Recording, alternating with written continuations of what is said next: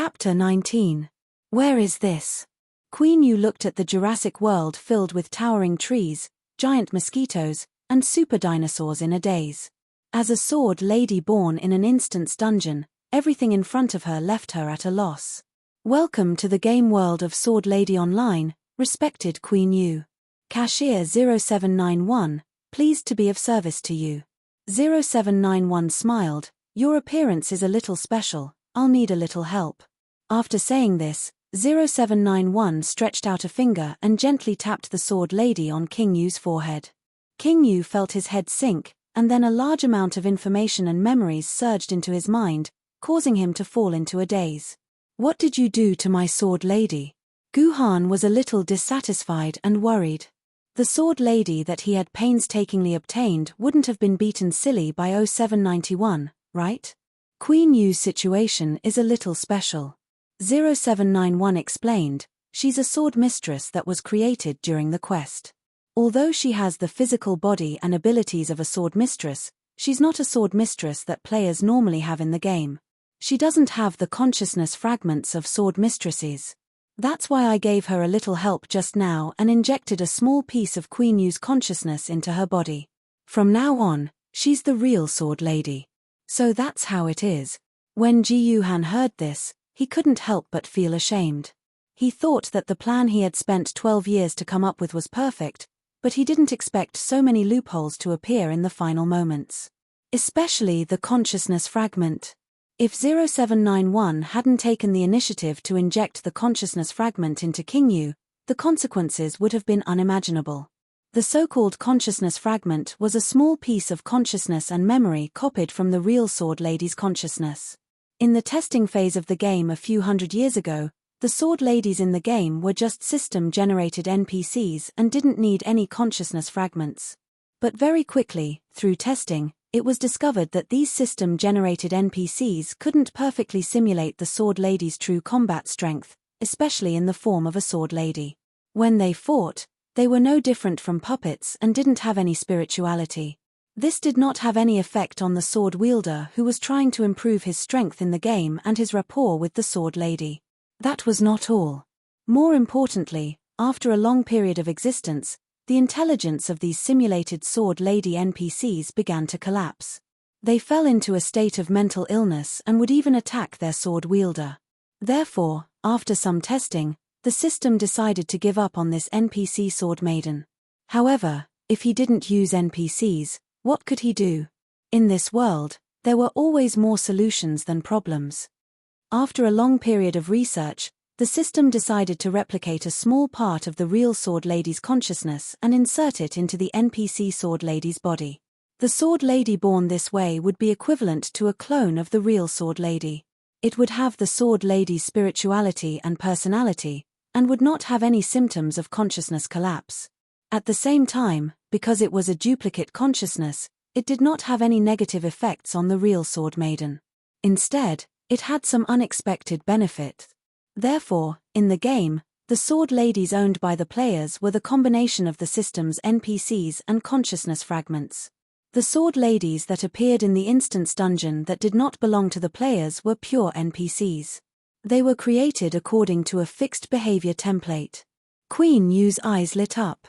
The fusion between the consciousness fragment and the body had finally ended. She finally had a systematic understanding of her current state and existence. You shouldn't have fused my consciousness fragment into this body. Queen Yu glanced at Guhan in disdain after the fusion and said to 0791, this human used despicable methods to obtain this body. You should punish him harshly and not use this consciousness fragment that I purposely split out. The body that this player obtained before that didn't conform to the rules and justice has been cancelled. This body was obtained through the toy capsule machine. It's a lawful method that conforms to the rules and is recognized by the system. Respected Queen Consort, what do you think? Toy capsule machine? Sword Maiden Yu Wang then saw the remaining purple capsule in the glass jar on the table. I still refuse to become a sword maiden of such a shameless person. His actions are an insult to my beautiful memories. Beautiful memories? 0791 grinned, your main body has never been willing to copy those memories into the fragment. Where did you get those beautiful memories from? The beautiful memories that Queen Yu was talking about were naturally the beautiful memories of fighting alongside Kanzu 1,000 years ago. I request to contact the main body. This matter must be handled by the main body. I'm sorry. After splitting this consciousness fragment of yours, your main body lost its swordbearer in a battle. She's still lying on the 3rd floor of the sword pavilion. I reckon that you won't be able to contact your main body until the next swordbearer wakes her up. Then I request to contact Lord Bat directly. I will never accept such a person as my sword wielder. Even if I'm just a consciousness fragment, even if I'm only in the game world, I will never accept such an outcome. Rejected. You're just a clone born from a consciousness fragment. You don't have the authority to contact Lord Bat directly. You.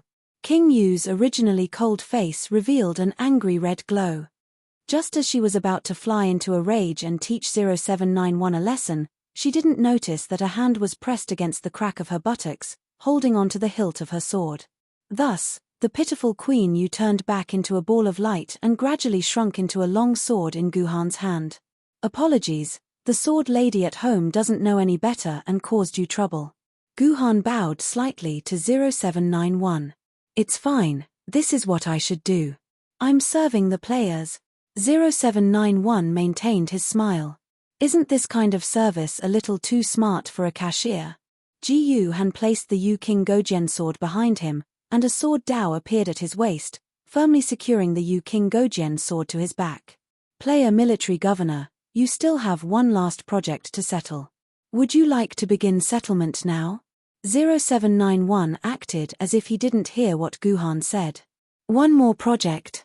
Under normal circumstances, there were only 3 parts to the settlement: dungeon scoring, basic reward distribution, and the lucky draw for the capsule machine. These 3 parts had already been completed, so where did this new part come from? Have you forgotten? The Gojian sword you obtained from the dungeon has been removed, so you still have one more chance to choose a starter sword lady. After saying that, 4 sword cases suddenly appeared on the table. It seemed that these were the starter sword ladies that Guhan had chosen. Why are there 4? Guhan was shocked. Isn't the starter sword lady the Azure Edge sword, the White Iron sword, and the 100 refined sword? Player military governor, please open the sword case and choose your own starter sword lady. Since I can't get an answer, I'll just open it and take a look. Guhan opened the first 3 sword cases one by one. Inside were the 3 starter sword ladies. What's inside the 4th case? Guhan's hand lingered on the surface of the sword case for a moment before slowly opening it. Inside the case was a sword that Guhan was very familiar with. It's this. Guhan pulled out the sword from the case. Even though he recognized it at first glance, Guhan still placed it under the sunlight to examine it. It's that sword. Congratulations to player military governor for choosing the starter sword lady. You have obtained an ancient sword grade sword lady, Qingpin sword. 0791 pointed out the name of the sword. Indeed, this sword was the one that Guhan had specially taken from Fleeting Time's house to temporarily replace the starter sword lady's Qingpin sword. He had thought that he would no longer have anything to do with the Qingpin sword after the completion of the starter dungeon, but he didn't expect it to become his first starter sword lady. Why? Why did the Qingpin sword appear in the starter sword lady's selection? Ji Yu Han's heart was filled with doubts. Other than the initial instance dungeon, the Sword of Poverty had never appeared in any other instance dungeons. He had never heard of any sword wielder obtaining this sword maiden in real life or in the game. It was not even recorded in the primordial sword record. Other than knowing that it was a long sword used by Fleeting Year's grandma for square dancing, and that it was half a sword maiden, there was no other information about it. Player military governor, please complete the synchronization with the Qingpin sword within 1 hour. Otherwise, your game account will be frozen forever. Wait. The Qingpin sword is a half-sword lady. How can the Qingpin sword become the starter sword lady when it can't even transform into a sword lady? And it has to be bound within 1 hour? Why? Isn't this a scam? Guhan raised his head. He wanted to protest to 0791 only to find that there was no one before him. System prompt. Player military governor, your settlement process has ended. You will be leaving the settlement center in 30 seconds. You are welcome to come down and try again. Player name, military governor. Player gender, male. Player appearance, uglier by 70%. Overall physique rating, 4 stars. Profession, sword wielder. Realm, ancient sword wielder. Innate sword element value, 9 quarks. Acquired sword element value, 0 quarks. Game element value, 9 quarks. Estimated game element conversion rate, 0.0009%. Title, The King of Yu, Gojian Sword Number 1. Wealth, 106. 4 yuan, youngster, hurry up and spend money. 1:1 ratio. Honest to all. No surrogates. Property, 1 thatched hut. Do you want a luxurious villa with a waterside pavilion? As long as you fight, there is nothing you cannot do. Status, commoner, there is no human with a lower status than you. Reputation, 300 points, minor reputation, achievement, 1-hour wielder, Yu King Gojian sword. Items wielder, 100 sword element pills, 103 sword mark dust, inherent barrier, sword cleansing pool, ancient sword greatsword lady, Qingpin sword. Chapter 20. With a flash of light, the majestic Jurassic world disappeared. Guhan returned to his simple straw hut as if nothing had happened. However, the Yu King Gojian sword on Guhan's back and the Qingpin sword in his hand proved that he was no longer a useless piece of trash. At least in the game, he was a famed swordsman. Wait a minute. Guhan suddenly remembered that he had glanced at his status panel. His realm didn't seem to be a famed swordsman. Guhan quickly brought up his status panel. As expected, it clearly stated that he was an ancient swordsman. Furthermore, his sword element was a pitiful 9 sword element. It shouldn't be like this. Guhan's legs turned to jelly, and he sat down on the bed. It shouldn't be like this. The Yu King Gojian sword status panel clearly states, initial sword scar, after synchronization, the wielder will gain 10,000 sword element permanently, and the wielder's reputation will increase by 100 points. I've already synchronized with the Yu King Gojian sword. My in-game sword essence should be 10,009, and my acquired sword element should be 90. Why? Why isn't there any change? This sudden discovery dealt a devastating blow to Guhan's willpower. For the past 12 years, Ji Yuhan had strived and planned to obtain the King of Yu's Gojian sword, and then directly obtain the 10,000 sword essence points from the initial carving of her sword scar. Then, he could convert it into postnatal sword essence points, allowing him to become a sword wielder in reality. Therefore, becoming a swordsman in the real world was Guhan's main goal. It was the source of Guhan's 12-year plan. But now, the Yu King Gojian sword was in his hands, but there was no change in his sword element points. His 12-year plan had been declared a failure. Guhan slumped on the bed. His 12-year struggle had suddenly failed. Even someone as strong-willed as Guhan couldn't help but feel disheartened. He just wanted to lie on this broken bed for the rest of his life and never get up. System notification. Player military governor, please synchronize with sword Maiden Qingpin sword within 30 minutes. Otherwise, your game account will be permanently frozen. Before he knew it, 30 minutes had passed. Guhan was still lying on the bed silently, turning a deaf ear to the system's prompts. System notification. Player military governor, please complete synchronization with sword Maiden Qingpin sword within 20 minutes. Otherwise, your game account will be permanently frozen. Guhan was still not moving. System notification. Player military governor, please complete synchronization with sword Maiden Qingpin sword within 10 minutes. Otherwise, your game account will be permanently frozen. So be it. Do whatever you want. Who cares? Guhan grumbled emptily. He flipped his body and the sword pouch on his back loosened. The King of Yu's Gojian sword that was originally fastened to his back fell to the ground. Just as the King of Yu's Gojian sword was about to fall to the ground, the sword body flickered with light. Specks of starlight scattered and formed a human shape. After losing Guhan's control, the King of Yu's Gojian sword began to transform into a sword maiden form. Hey! Despicable fellow, are you crazy? You still aren't synchronizing with Qingpin sword. The moment it transformed, Sword Maiden Yu Wang anxiously urged Guhan to synchronize with Qingpin's sword. Guhan did not move. He did not even open his eyes. You lunatic, how did I end up with an annoying sword wielder like you? Hurry up and get up. Synchronize with Qingpin's sword. King of Yu grabbed Guhan's hand and tried to pull him up from the bed. Let go of me. Don't touch me. Guhan shook off King of Yu's hand.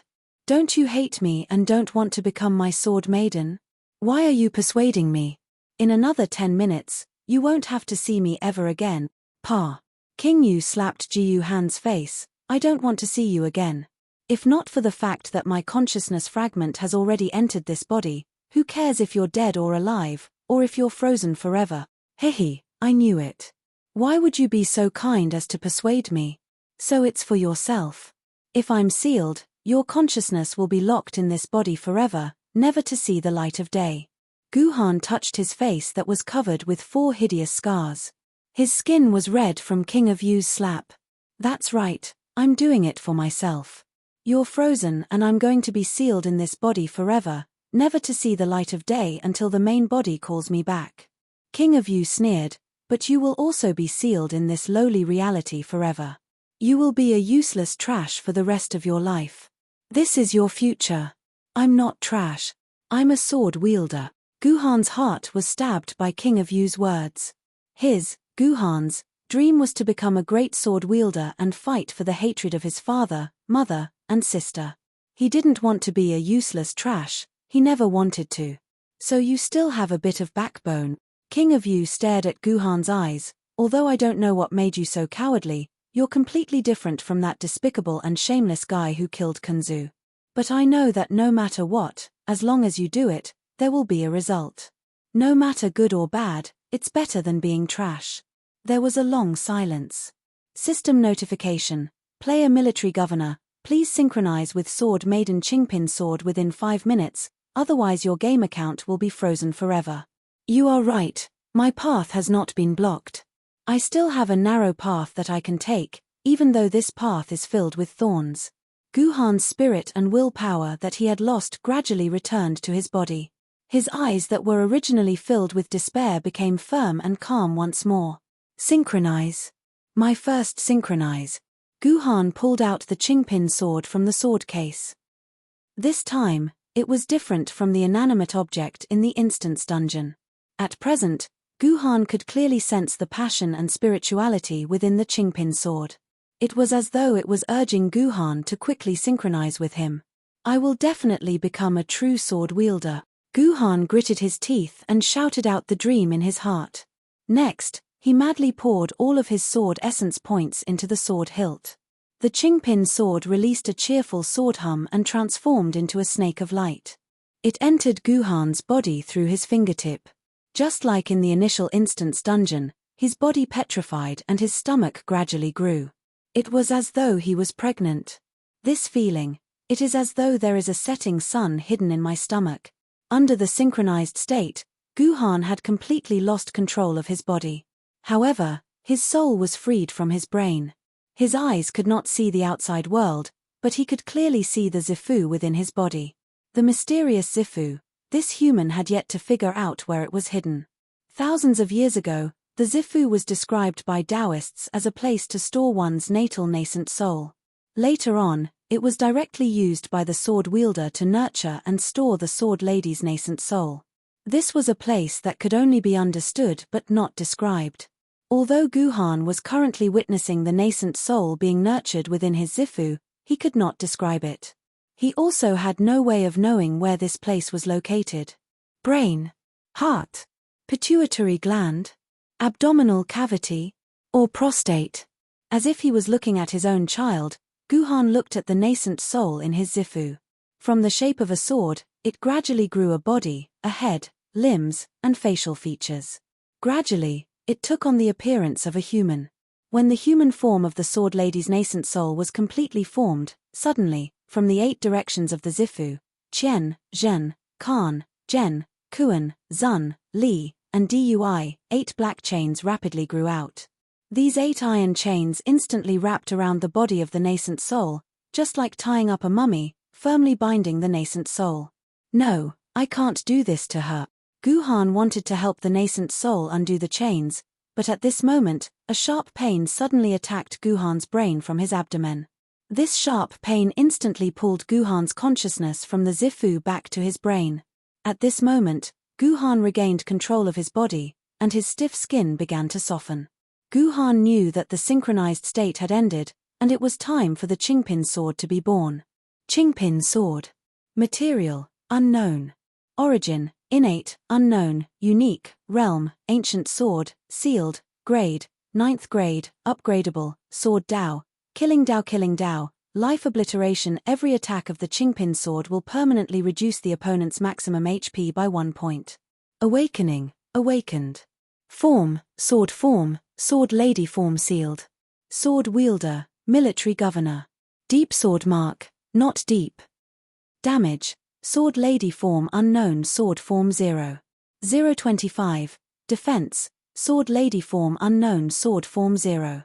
008. Agility, sword lady form unknown, sword form 0. 025. Shield reset time, 60 seconds. Durability, 100%. Synchronized sword element requirement, none. Synchronized time, 3 minutes. Initial sword mark engraving, sealed, none. Sword mark contract, sealed, none. Basic skill, stab, no consumption. In sword form, when the sword wielder successfully stabs the opponent, the damage permanently increases by 0. 0001. Cooldown, 3 seconds. Passive skill, flick, no consumption. In sword form, when the sword wielder successfully blocks an enemy's attack, the damage permanently increases by 0. 0001. Advanced skill, swing, no consumption. In sword form, when the sword wielder kills a Yuan Ku, the next target will be dealt 10% of the dead Yuan Ku's HP. Ultimate skill, slash, no consumption. In sword form, when the sword wielder kills 5 Yuan Kus, any Yuan Ku whose level is lower or equal to the sword wielder will be killed. Sword mark fetters. Unknown. Unknown. Unknown. Unknown. Unknown. Unknown. Such a high 3-element ratio, such a powerful skill. Is this really the power of an ancient sword lady? Seeing the attributes of the Qingpin sword, the sword lady Yu Wang could not help but exclaim. It's a pity that her sword lady form is sealed.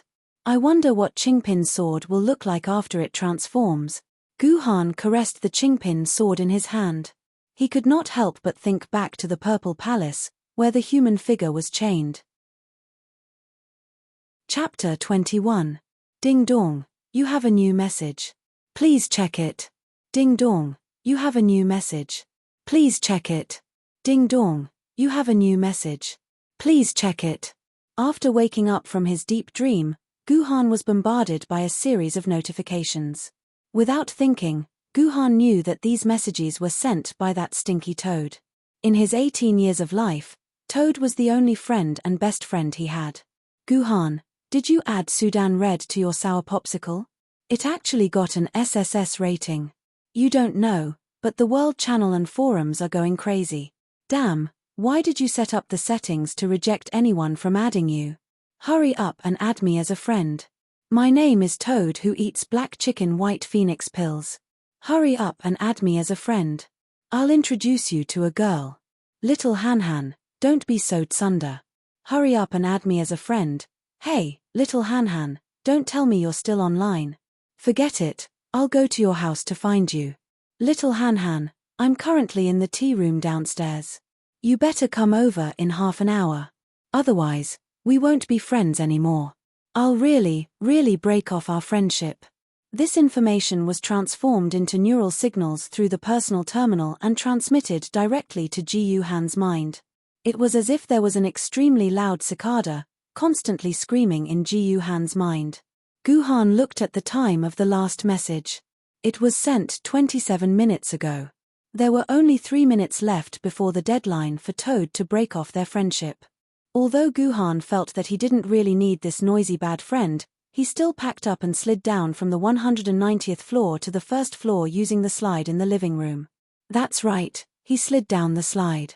In a place like the base city, Where tens of thousands of people could fit into a square meter of land, the hives were usually built up to a few hundred floors. Elevators couldn't meet the needs of the residents. Therefore, the simpler and more convenient slide became the first choice for these residential buildings. There was no need to worry about accidents happening if the slide was too fast. This was a maglev slide technology from the year 3001. Safety was guaranteed. The first 3 floors of the low-rent residential building where Guhan lived had been developed into various commercial properties. The Fleeting Life Tea House was the only place on these 3 floors where one could have a quiet conversation. However, it was extremely expensive. A cup of black tea for an hour cost 100 renminbi. This was not something that could be compared with 2,000 renminbi. It was almost the purchasing power of 100 renminbi in 1990. Guhan immediately saw his best friend sitting by the window, facing the table with his head down. Who knew what he was playing? Stinky Toad, what are you playing at? Guhan plopped down in front of his best friend and glanced at the image projected by his personal terminal. It turned out to be a gentlemanly mobile game. I'm feeding my wife radium. Ever since she reached level 100, she's been eating 1,000 aluminum for every meal. I can't even feed her anymore, Toad said with a sad face. Toad was playing a nuclear weapon personification game. It was currently the most popular mobile game on the market. Then give your wife to me. I'll feed her, Guhan said with a smile. No, if you want to die, I'll fight you to the death if you dare to touch my wife. Toad made a fierce expression at Guhan, then put the game away and took a sip of the black tea. Tell me, what do you want to drink? I'll call the waiter to bring it over. The usual, a cup of green tea. But let's make it a deal. Today's tea is on you. Sure, it's no big deal. I'll treat. Fine, I'll treat. The toad patted its chest generously and agreed. Song Hammer, you've become so generous. Ji Han said in surprise. This toad had always been a stingy person. Eating a piece of organic pork would cause him to nag for a month or so. Today, he actually agreed to treat them to a meal so generously. It was really a miracle. TSK, let me tell you, Sour Popsicle. Your grandpa is no longer the poor toad I was before. Your grandpa is now a rich toad. Toad raised his head and puffed out his chest. He was filled with heroic spirit as if he had defeated the tyrant and the poor peasants. Looks like you've earned quite a bit in the game. Guhan didn't need to guess to know that this toad must have earned a lot of money in the game. Otherwise, with his extremely loser attitude, it would be a miracle if he could earn money in real life. That's right, Sour Popsicle. That's right, Sour Popsicle. You don't know this, but I've met an awesome big sister in the game, and she's a super beauty. Ever since I started hanging out with her, I've been eating delicious food, using good swords, and flirting with pretty girls. It's like heaven on earth. Let me tell you, once the game is online, add me as a friend immediately, and I'll introduce her to you. From then on, we'll be comrades in the same trench. In just a few sentences, Song Hammer had exposed his original intention of recruiting Guhan. I'm not going. Guhan rejected without a second's hesitation. You know my personality. I can't get along with that big sister of yours. Don't you know that in Sword Maiden Online, you can't even think about clearing dungeons, fighting battles, and reclaiming one's homeland without a reliable party? Let me tell you, Guhan, this big sister of mine is a real person. She's beautiful, has superb skills, and knows how to command. I, Toad, promise you that our party will definitely become a super sword party in the top 100 rankings. Song Hammer's spittle flew everywhere as he spoke. However, Guhan turned a deaf ear to him. He picked up the cup of green tea that had just been delivered and took small sips. From time to time, he would use his hand to block Song Hammer's spittle. Song Hammer spouted nonsense for a long time. Seeing that Guhan remained unmoved, Song Hammer gritted his teeth and decided to reveal some shocking information to intimidate this arrogant fellow. I'll tell you in secret. Don't tell anyone else. Song Hammer moved closer to Guhan's ear and whispered, our big sister has successfully synchronized with the Sunset Sword, which is ranked 88th on the famous sword record. She is now a sword wielder of the famous sword level. On the famous sword record, The expert ranked 197th on the famous sword ranking is our big sister. The famous sword record was a ranking of famous swordsmen compiled by busybodies on the forum. It took more than 500 years and hundreds of revisions. All the sword wielder basically expressed their approval. There was basically no objection to the ranking, and the accuracy was as high as 95%. Correspondingly, there were also the ancient sword record of the ancient swordsman, the treasure sword record of the treasure sword level, the spiritual sword record of the spiritual sword level, the immortal sword record of the immortal sword level, and the last emperor sword record. The famous sword record was the ranking of the famous swordsman, while the famous sword ranking was the ranking of the existing famous swordsman. It was divided into the real ranking and the virtual ranking. The real ranking was the ranking of the famous swordsman in the real world, while the virtual ranking was the ranking of the famous swordsman in the game. Oh, the sunset sword, ranked 197th, so amazing. Guhan praised without any sincerity, but I still have the 17th famous sword record, the King of Yu's Gojen sword. Toad, I don't want to repeat myself. No one can be my, Guhan's, boss, not even Big Sister. Sour Popsicle, with your lousy talent, you still want to have the King of Yu's Gojen sword. Come on, you're not giving me any face. Song Hammer directly thought that Guhan was bragging. He never thought that this guy would really get the King of Yu's Gojen sword. He said with dissatisfaction, "Brother, I asked you to join me. Don't you want to be brothers in the game and fight together? Get rich together? Become a real sword wielder together? Sour Popsicle, aren't we good brothers? Of course you're my brother." Guhan put down the green tea and said with sincerity, "Without you, there wouldn't be me, Guhan. You'll always be my brother. Alright, then you'll be with me, your brother. We'll fight together." Toad took advantage of the situation and said, "Fighting together is no problem. Toad, you can form a team with me, fight together, and build a sword sect together. Why do you have to be under that weird big sister?" Toad didn't say anything and looked at Guhan helplessly. "You really don't want to join my current team? If that big sister of yours is willing to join my team, it's not impossible. F***ck, you're just a new ancient sword wielder. What kind of team would you have?" "I'll have one soon. With my, Guhan's, ability, do you think I can't form a team? I say, you." Toad still wanted to say something, but at this moment, his arm went numb. His personal terminal rang with a very popular song recently. "My big sister is calling. I'll talk to you later. I'll take the call first." Unlike the phones of the 21st century, communication in the 31st world could be done at the level of the nervous system. There was no need to make any sound. Song Hammer closed his eyes and nodded continuously. After a few changes in his expression, he opened his eyes and ended the call. "Alright, let's talk about whether you want to join my current team or not. My big sister wants to talk to you face to face. You have to give me face. That's fine. Set a time and place and I'll go with you. Right now, we'll go to your house and enter the game. I'll bring you to see Big Sister." Chapter 22. KFC Restaurant was one of the top restaurants in Yuzhang City, one of the 8 main cities of Sword Maiden Online. It was an old restaurant that had been passed down for thousands of years. Legend had it that the first owner was a Chinese chef with a head full of whitebeard who was proficient in Sichuan, Lu, Cantonese, Jiangsu, Zhejiang, Fujian, Hune, and Hui cuisines. The restaurant had been passed down to this day and even had a shop in the game. Toad's big sister, Bright Moon of Yesteryear, had arranged to meet Guhan at the auspicious Dragon Double Flight Hall. When Guhan arrived, Bright Moon of Yesteryear, Toad who ate black chicken white phoenix pills, Tranquil Lake, and their sword maidens had already arrived and were waiting for Guhan's arrival. Both Guhan and Bright Moon of Yesteryear were shocked when they met for the first time.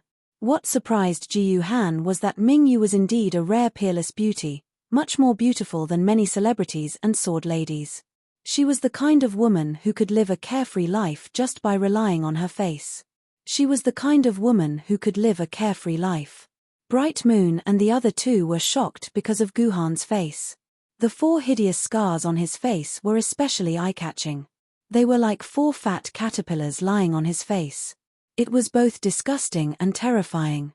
Was this guy really that amazing SSS rank player who cleared the initial dungeon? Why did he have such terrifying scars on his face? Could it be that he had scars in real life?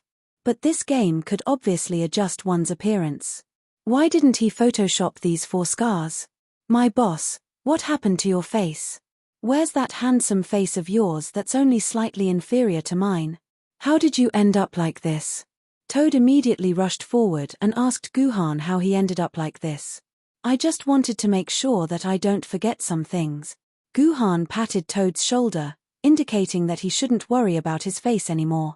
You bastard, how many times have I told you not to keep those painful things in your heart? Otherwise, you'll break down one day. The Toad sighed. He didn't know how much suffering was hidden in his sworn brother's heart. Forget it, I don't care about your face. Let me ask you, why are you so late? We've been waiting for almost half an hour. Toad changed the subject. They had arrived at the KFC restaurant on time, but Guhan was late by half an hour. It's fine, it's fine.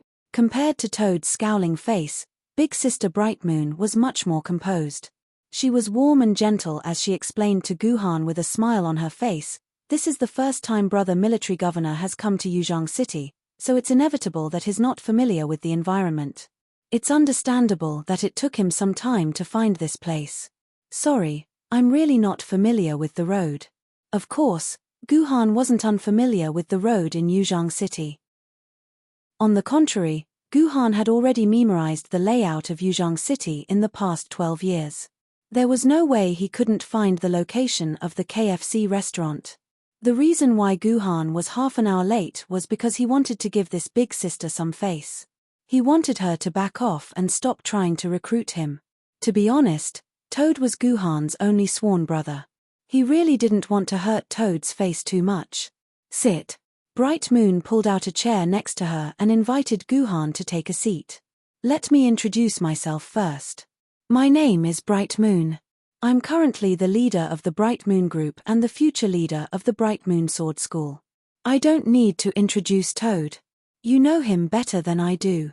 If there are no accidents, he will be the future deputy leader of our Bright Moon Sword School. The cute girl next to Toad is my younger sister. She's called Peaceful Lake. You can just call her Peaceful. Don't be fooled by her short stature. Her strength is outstanding. In the future, she will be one of the 4 great elders of our Bright Moon Sword School. Back then, Mingyu introduced her current team and the only 3 members she had. Then, she pulled the 3 sword maidens who stood behind her over as well. She's the Frosty Iron Queen, an ancient sword tier sword lady. She's also my first natural-born sword lady. She's a Confucian sword lady. Back then, Bright Moon pulled over a blue-clothed sword lady with a cold expression and introduced her. Lady was a respectful title humans gave to sword ladies. It expressed the humans' respect for sword ladies who risked their lives to protect them. At least in front of outsiders and sword ladies, they had to call her that. Hello. Han Tai nodded her head, indicating that she did not speak. This personality of hers was indeed very compatible with her cold appearance. She's Broken Skin Lady. She's a treasured sword rank sword lady. Don't be fooled by her weak body. She's a powerful killing path sword lady. The broken skin that Bright Moon was talking about looked very weak. She was less than 1.5 meters tall. She looked like a catkin that could be blown away by the wind. She didn't look like a powerful killing path sword lady who was proficient in assassination. My broken skin, Lord Military Governor. You made me wait for half an hour. How are you going to compensate me? I think the skin on your hand is really nice. Why don't you let me cut a piece off and keep it in my heart? The smile on Broken Skin's face made one's hair stand on end. It was as if in the next second, a piece of skin on one's body would be placed in Broken Skin's heart. Brother Military Governor, please don't mind me. My sword lady just has a bad mouth. Other than Yuan Ku, she hasn't really cut anyone's skin. Bright Moon, you're really annoying. Why did you expose me? It's not interesting at all. Broken Skin made a face and sat back in his seat. Let me introduce you. This is our setting sun lady, a loyal knight. Martial Path Sword Lady. The last person Bright Moon introduced was Setting Sun Lady, who was ranked 88th on the famed sword records. She wore the armor of a general of the Great Han Empire from 3,000 years ago. Her face was filled with arrogance and disdain. She almost wrote the words "I look down on you" on her face. "I'm setting Sunday greetings, Lord Military Governor. I heard from Lord Toad, who ate the black chicken white phoenix pill, that Lord Military Governor is very capable. I hope to have a spar with me if there's an opportunity." As Sword Maiden Setting Sun spoke, her arrogance soared into the sky. Clearly, she did not think that Jiyu Han had the ability to exchange a few moves with her. Guhan didn't agree or refuse. It seemed that he couldn't deny Setting Sun's provocation. Setting Sun's sword was the sword of Huang Zhong, one of the 5 tiger generals of Shu during the Three Kingdoms period 3,000 years ago. Huang Zhong was a proud man who refused to submit to anyone except Liu Bei and Zhuge Liang. His sword was naturally tainted with its owner's arrogance. However, Huang Zhong was famous for never missing an arrow. His archery skills were naturally unquestionable. However, as for his sword skills, he would only know after trying it out. After Bright Moon introduced her 3 sword ladies, Toad and a Ning also stood up and introduced their sword ladies to Guhan. Toad was a treasure sword wielder, so he had 2 sword ladies. One was an ancient sword wielder, the Cloudcast Iron Sword, and the other was a martial path sword lady. It was one of the swords of the ancient hero Yun Tianhe. It was said that it was forged from an extremely heavy piece of stubborn iron. The foundation of Yun Tianhe's sword skills was forged from the Cloudcast Iron Sword. The other sword lady was a Confucian sword lady, the Mountain Suppression Sword, which Toad had only successfully synchronized a week ago. The Mountain Suppression Sword and the Setting Sun Sword were sword ladies of the same era. The Mountain Suppression Sword was the sword of the later emperor of Shu, Liu Chan. In a sense, the Mountain Suppression Sword was superior to the Setting Sun Sword. However, the reality was that the Setting Sun Sword was a famous sword while the Mountain Suppression Sword was only a treasure sword. Guhan was a bit surprised that Toad had a treasure sword. Obtaining the approval of a treasure sword lady and synchronizing it was an extremely complicated process. Many players had accumulated thousands of sword essences but still couldn't obtain the approval of a treasure sword lady. For someone like Toad, who had successfully obtained a sword of his own just 3 weeks after entering the game, he was either extremely lucky or had received help from others. Judging from Toad's unswerving loyalty to Mingyu, it was likely that Mingyu had helped him gather enough tokens to obtain the Mountain Suppressing Sword's approval. And Ning was the same as the Toad. He was also a sword wielder of the treasure sword rank. He also had 2 sword ladies. However, from a Ning's complacent nonsense, Jiyu Han knew that a Ning's sword element points had almost reached 10,000 points.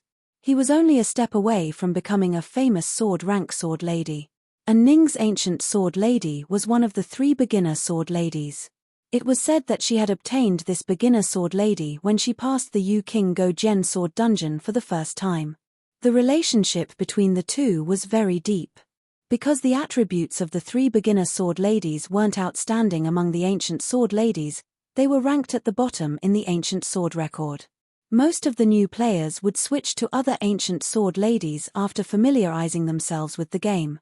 It was just like how Mingyu and Toad switched to the Cold Iron Sword and the Casted Cloud Iron Sword. And Ning was the only one who had used it until now. She was almost at the level of a famous sword wielder. And Ning's treasure sword lady was a rare demonic sword lady, Crimson Blood Demon Sword. The Crimson Blood Demon Sword was the sword of the demon sect's demon master, Shi Zhishuan. He had killed countless people and it was said that more than 1,000 undead had died under his sword. Therefore, the Crimson Blood Demon Sword that Guhan saw was shrouded in a crimson mist. He couldn't see her face or figure clearly. He didn't know where Ning, a little girl, got the token of the Crimson Blood Demon Sword and successfully synchronized it. One had to know that the demonic sword maiden was a very rare type of sword maiden. According to the statistics of the demonic sword records, there were no more than 30 demonic sword maidens. Moreover, when synchronized, the requirements for bloodlines and genes were also very strange. Therefore, be it in the game or in real life, the demonic sword maiden was a rare species. After spending a lot of time, Bright Moon finally introduced all the sword ladies on her side.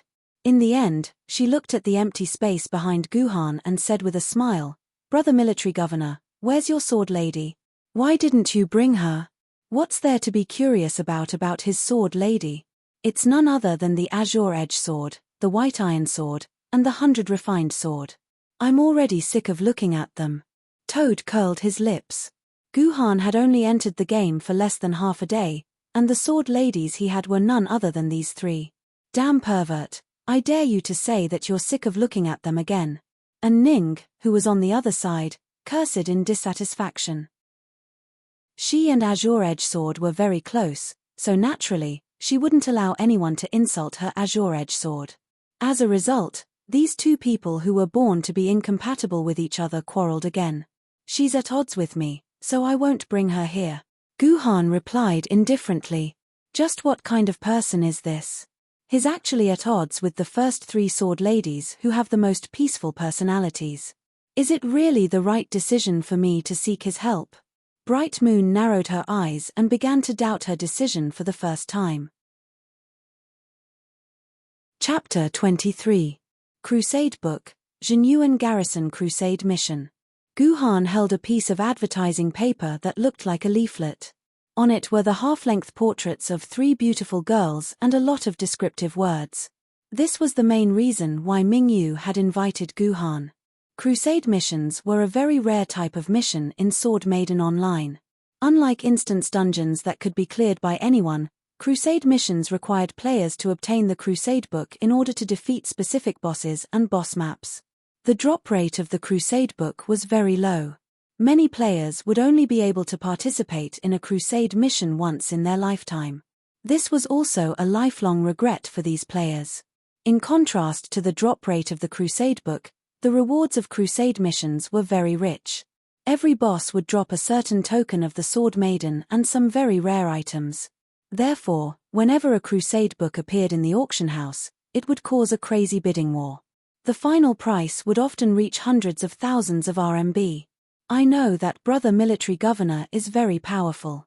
I hope that you can help the Mingyu faction to complete this crusade mission. Mingyu swirled the wine glass in her hand and said leisurely, "I wonder if Brother Military Governor is willing to help Mingyu?" Crusade mission. Guhan looked at the Crusade Book in his hand playfully. "I'm afraid that not many players can resist the temptation of participating in a crusade mission.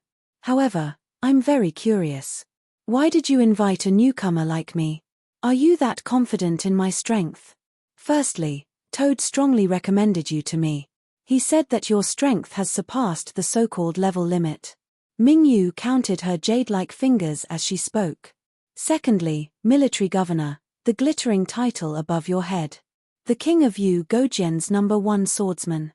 This title is definitely not something that a weak person can wear. Thirdly, this crusade quest has a limit of 5 players, 1 famed sword, and 2 treasured sword. Unfortunately, the 3 of us have already taken up the slots for treasured sword and above. What's left is the slot for ancient sword. Fourthly, the reward for this crusade mission is no small matter. If he isn't someone I can trust, I don't want him to join this mission." Back then, Mingyu's reasons were very convincing. It seemed that she had indeed thought it through before she decided to invite Guhan to join this crusade. "Your reason is very good. I have no reason to refuse." Guhan nodded. "If you want me to join this crusade, I have a few requests as well. I hope that Lady Bright Moon would agree to them." "Hey, you really don't know what's good for you. Our big sister invited you to join a crusade mission that you might not be able to join for the rest of your life, and you still dare to raise conditions. Do you believe that all I have to do is shout in the World Channel, and a bunch of top-tier ancient sword wielders will fight to please our big sis and beg her to bring them along?" The moment Guhan spoke, Ran exploded. It was obvious that he was extremely dissatisfied with Guhan's unappreciative actions. However, what Ning said was the truth. If Mingyu had really sent a World Channel to recruit people back then, the number of players who wanted to join would be able to line up from Yuzhong City to Yangjing City. Hee. Guhan sneered. The Genuine Garrison Crusade mission is not a simple mission. Since it was first released, It has appeared more than 200 times. The success rate is less than a pathetic 5%. Which of the players who go to do the crusade isn't a famous expert? However, more than 95% of them have failed. It's not that I'm looking down on you, but based on your current strength, you will fail 100 times if you go 100 times. Oh, from what you're saying, with an unreliable ancient sword wielder like you, we can pass this crusade mission. And Ning's face was full of disdain as she mocked. Ph, that's right. With me here, the success rate is this. Guhan stretched out a finger. What do you mean by one finger? 1%. No, it's 100%. After Guhan finished speaking, he retracted his finger and turned to look at Mingyu, who had been silent all this time. Clearly, he did not intend to waste any more words with Ning. He wanted to communicate with someone who could make the decision. State your conditions. Mingyu stopped smiling for the first time. You gave me 4 reasons just now, so I'll give you 4 conditions. Ji Yuhan raised his finger again. First, I will only help you temporarily. After the crusade mission is completed, I will leave the team. You are not allowed to stop me. Guhan stated the first condition. No problem, I agree. The first condition did not involve any benefits, so Mingyu agreed readily. Second, I will be in charge of the command of this crusade mission. All of you must listen to my command. You are not allowed to violate a single word. At this point, Guhan glanced at the indignant Ning. Especially this lady Ning. If any of my commands are not obeyed, I will kill myself immediately and leave the crusade mission. Guhan's second condition put Mingyu in a difficult position. Although she had the SSS rank halo on her head, that was only the halo of the initial dungeon. For an unfamiliar crusade mission, how could Mingyu place all her trust on a newbie who had just entered the game, especially an ambitious woman like Mingyu back then? Therefore, Mingyu hesitated. She instinctively wanted to reject Guhan's request. Big sis, you must promise the military governor this. At this moment, Toad spoke. There was no trace of a joke on his face. He said to Mingyu in a serious tone, the military governor has studied this game for 12 years and has looked through millions of game guides. I can guarantee that there are not many people in this world who understand this game better than the military governor. Big sis, believe in Toad and listen to the military governor's commands. There will be no mistakes. Mingyu closed her eyes and thought for a long time. Finally, she said slowly, I agree to this. I will tell Ning to listen to your commands throughout the mission. Very good. Third, don't recruit any more people for this crusade mission. The 4 of us are enough. Guhan's words shocked Mingyu again. Crusade missions were very difficult. Other players would bring as many people as possible to complete a crusade mission. However, this guy did the opposite. He didn't even bring the maximum number of people. Could it be that he really had a unique super guide? Why? I know a very strong ancient sword tier player. With him, we can have a full team of 5. The success rate will be higher, Mingyu said. There's no need for that. 1 more person means 1 more reward. The reward for the crusade mission won't increase just because there are more people. Furthermore, I've already said that with me here, the success rate is 100%. Ji Yuhan said arrogantly. At that time, Mingyu still felt that it was not right, but when she thought of Ji Yuhan's words that if there was 1 more person, they would take away a portion of the reward, Mingyu unconsciously agreed to it. As expected, greed was the nature of every normal human. Fourth, the distribution of rewards. When Guhan finally said this, Mingyu's ears immediately perked up. This was the most important question. What kind of ridiculous request would this arrogant guy make? First, this mission's distribution mode must be adjusted to be distributed by the leader, not by free looting or random distribution. But don't worry, you will be the leader. I only ask that you give me all the items that can increase sword element. What do you want these things for? When Mingyu heard that Guhan wanted to use the leader distribution mode, Mingyu thought that Guhan wanted to control the distribution. She didn't expect that he just wanted all the items that could increase sword element.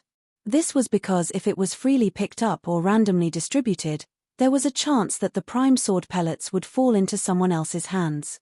Once they came into contact with a player, these prime sword pellets would automatically be bound to them, and they would not be able to be traded. Only through the leader distribution mode could the prime sword pellets be concentrated on one player. But why did this military governor want all the pellets? Even if the entire mission went to him, there would not be more than 100 pellets. Wasn't a mere 100 sword element more valuable than the other rare items? Ming Yu naturally didn't know that with Guhan's pitiful 0.009 conversion rate, only a large amount of sword element could bring him one step closer to his dream. I promise you, everything that can increase sword element is yours. Ming Yu might have been puzzled by Guhan's request, but she quickly agreed to it. Also, I don't have to take anything else that the boss drops, but if it drops a manual for Heavenly Sword, it must belong to me. Guhan stated his final request. You want the manual for Heavenly Sword? Ming Yu's expression changed. That's the keepsake of Heavenly Sword, which is ranked first in Treasure Sword record. You want such a valuable keepsake with just one request? Heavenly Sword was the strongest sword maiden among all the sword maidens at the level of treasured swords. The manual for Heavenly Sword was Heavenly Sword's exclusive keepsake. Only by gathering all 10 manuals of Heavenly Sword and handing them to Heavenly Sword could one obtain Heavenly Sword's acknowledgement and obtain the chance to synchronize with her. The drop rate for Heavenly Sword manuals was very low, and it could only be used after gathering 10 of them. Once upon a time, a Heavenly Sword keepsake had been put up for auction and sold for 6 million renminbi, becoming the most expensive sword keepsake in history. Up to this day, there had not been a single player in the entire game who had a sword maiden Heavenly Sword. Did this guy intend to become Heavenly Sword's wielder? The manual for Heavenly Sword is indeed very valuable, but it's only a matter of time before it drop. Ji Han calmly said, according to the statistics, in this crusade mission, the drop rate of the Heavenly Sword secret manual is less than 0.5%, which is a 1 in 200 chance. If it doesn't drop, then I'll have to return empty-handed, which is equivalent to a wasted trip. Do you still think my request is too much? What's more, the crusade quest for Jinyuan Garrison Mansion has a 5% chance of dropping that thing. Compared to that thing, the keepsake of Heavenly Sword is nothing. Back then, Ming Yu did not speak. Just as Ji Han had said, although theoretically, there was a possibility that the token of the Heaven Relieving Sword would be dropped in the Jinyuan Garrison Crusade mission, the probability of this happening was too low, so low that it was almost zero. This fellow called Commander would most likely return empty-handed. Moreover, she only cared about the thing that Guhan had mentioned. As for the keepsake of famed swords, it no longer meant much to her. All right, it's settled then. Ming Yu made the final decision. Chapter 24. Jinyuan Garrison Crusade Mission. The ocean is the cradle of human life on Earth. It is the way for humans to communicate with the world. It is our most important asset. But now, the vast ocean, where humans once flourished and traded, has been occupied by a group of self-proclaimed ship ladies, Yuan Ku. They have established countless garrison manors to guard all the seaports and docks in the world. Brave human swordbearers, take up your weapons and work with your sword ladies to reclaim this lost territory. Crusade against these damned Yuan Ku. The target of this crusade is the Jinyuan Garrison manors that suppress the Gold Coast. According to intelligence, a total of 3 ship ladies form the first fleet of the Jinyuan Garrison manors. These ship ladies are strong and good at teamwork and naval combat. Please try to defeat them on land when they are alone. Otherwise, we have no chance at all on the ocean. After a long mission prompt, Guhan and the others appeared out of thin air on a beach. This was the starting point of the Jinyuan Garrison Manors Crusade mission. Following the sea breeze and looking to the east, one could see a magnificent group of classical huaxia buildings. This was the base of the Jinyuan Garrison Manors. At this moment, the 3 ship ladies were in the base. System prompt: the crusade mission has begun. After defeating the 3 ship ladies, the mission will be completed. Before the official start of the battle, Guhan first explained some key information about the crusade mission to his temporary teammates. The key to this mission is to keep these ship ladies on the shore. This sentence from Guhan was indeed the most crucial part of the entire mission.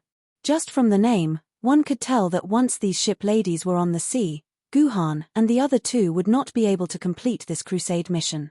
Even so, brother military governor, according to the posts on the forum, once one ship lady is attacked, the remaining ship ladies will immediately rush back to the sea.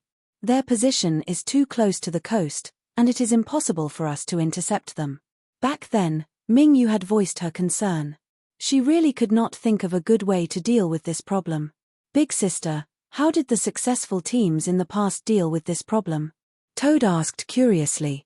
Stinking hooligan, it's obvious that you didn't make any preparations in advance. Let me tell you, there are a total of 3 teams that have posted their mission success guides.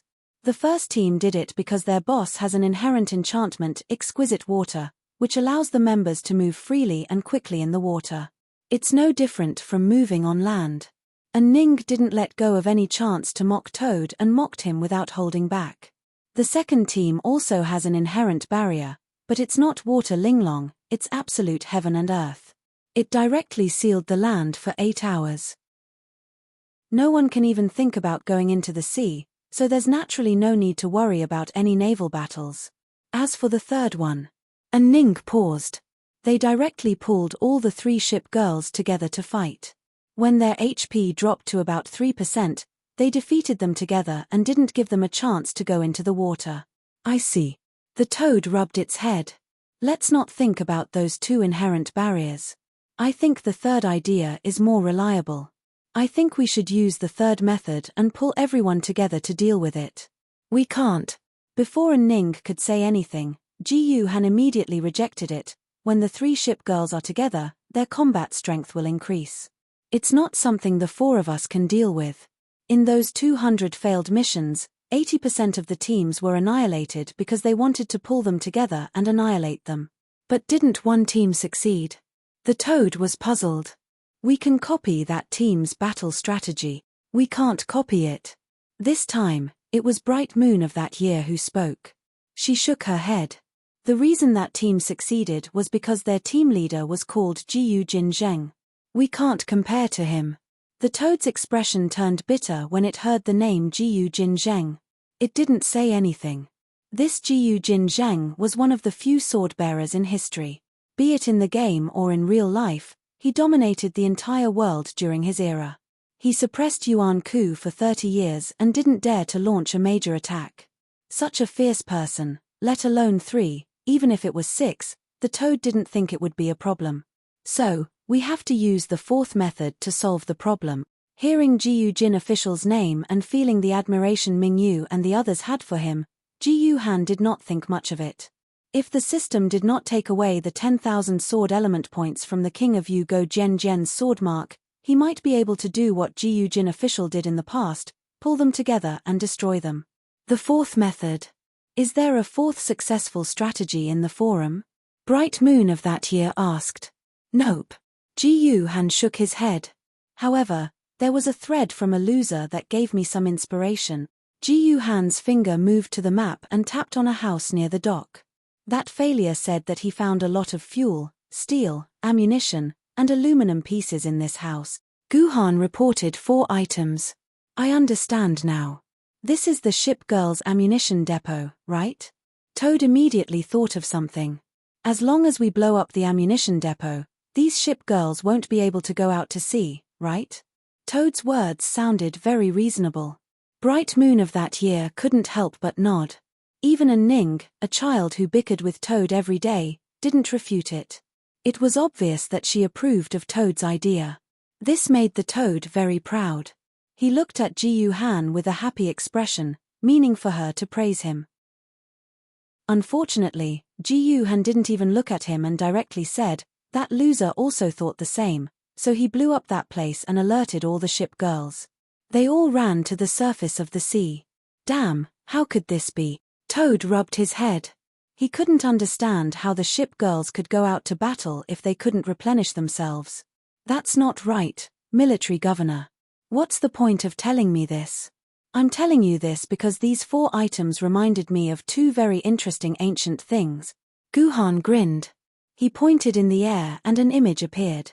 It was a picture of a group of cute girls dressed in Chinese-style clothes playing mahjong together. This is the interface of a mobile game called Battleship Girls are from 1,000 years ago. Ji Yu Han pointed at the picture and explained, this game is about a group of girls known as the Battleship Girls fighting each other. Just like the ship girls in the Crusade mission, these battleship girls only need fuel, steel, ammunition, and aluminum pieces in order to move around. Therefore, I suspect that Battleship Girl and Battleship Girl are actually using the same setting, or perhaps the same origin.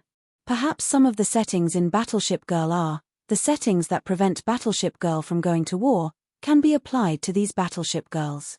Wow! The original art of these Battleship Girls is amazing. It's much better than the mobile game I'm playing now. Hey, military governor, hurry up and send me the client of this game. My liver is thirsting for it. Seeing the original art of the Battleship Girls on the screen, Toad's breathing became much heavier. A mobile game from 1,000 years ago. The company has been bankrupt for God knows how many years. Where am I going to find a client for you? I've been up all night and all I can find is this image and some small settings. Guhan cut off Toad's train of thought. But if we can't play this game, how do we know how to prevent these ship girls from going out to sea? Bright Moon of the Past asked again. We can't play this game now, but 1,000 years ago, tens of millions of people were addicted to this game. One of them used this as a blueprint and wrote a novel. Guhan tapped in the air again and another image of a novel popped out. This novel is called The Last Military Governor of the World of Battleship Girls. There are many descriptions of the Battleship Girls in it. I studied it carefully for 3 days before I finished it. I found some interesting information in it. TSK, Military Governor. Do you think I don't know you? If you think that the book is good and you can't stop yourself, just say it. Don't lie to me with some research. Toad mercilessly exposed Guhan's true colors. Ahem. The book mentioned that every fleet has a battleship girl who is the flagship of the fleet. Once the battleship girl is damaged, the entire fleet can't go out to sea. Even if they're already at sea, they'll be forced to return. Guhan waved his hand and the two images disappeared into thin air. So we just need to find the flagship of the 3 battleship girls and destroy it without killing it. That way, the fleet won't be able to enter the sea. That's reasonable and convincing. Bright Moon of the Past, who was initially confused about the mission, suddenly felt that the clues for the mission had become clear after listening to Guhan's information and analysis. She gradually found a direction for the strategy that she originally had no way to deal with. Then the next problem is to find the flagship of the 3 battleship girls. Bright Moon of the Past flicked her finger and the faces of the 3 girls appeared in the air. According to the information, the 3 battleships are Jin Yuan, King Kong, and Snow Wind. Commander, which one is the flagship of their fleet? I know. Before Guhan could say anything, Toad raised his hands. It must be the battleship girl called Jin Yuan. Isn't this place called Jin Yuan Guardian Residence? So the flagship must be this Jin Yuan Guardian Residence. That's not the case. Guhan shook his head. According to the story in The Last Military Governor of the Battleship Girl World, the flagship of Jin Yuan Guardian Residence can't be the Battleship Girl Jin Yuan Guardian Residence.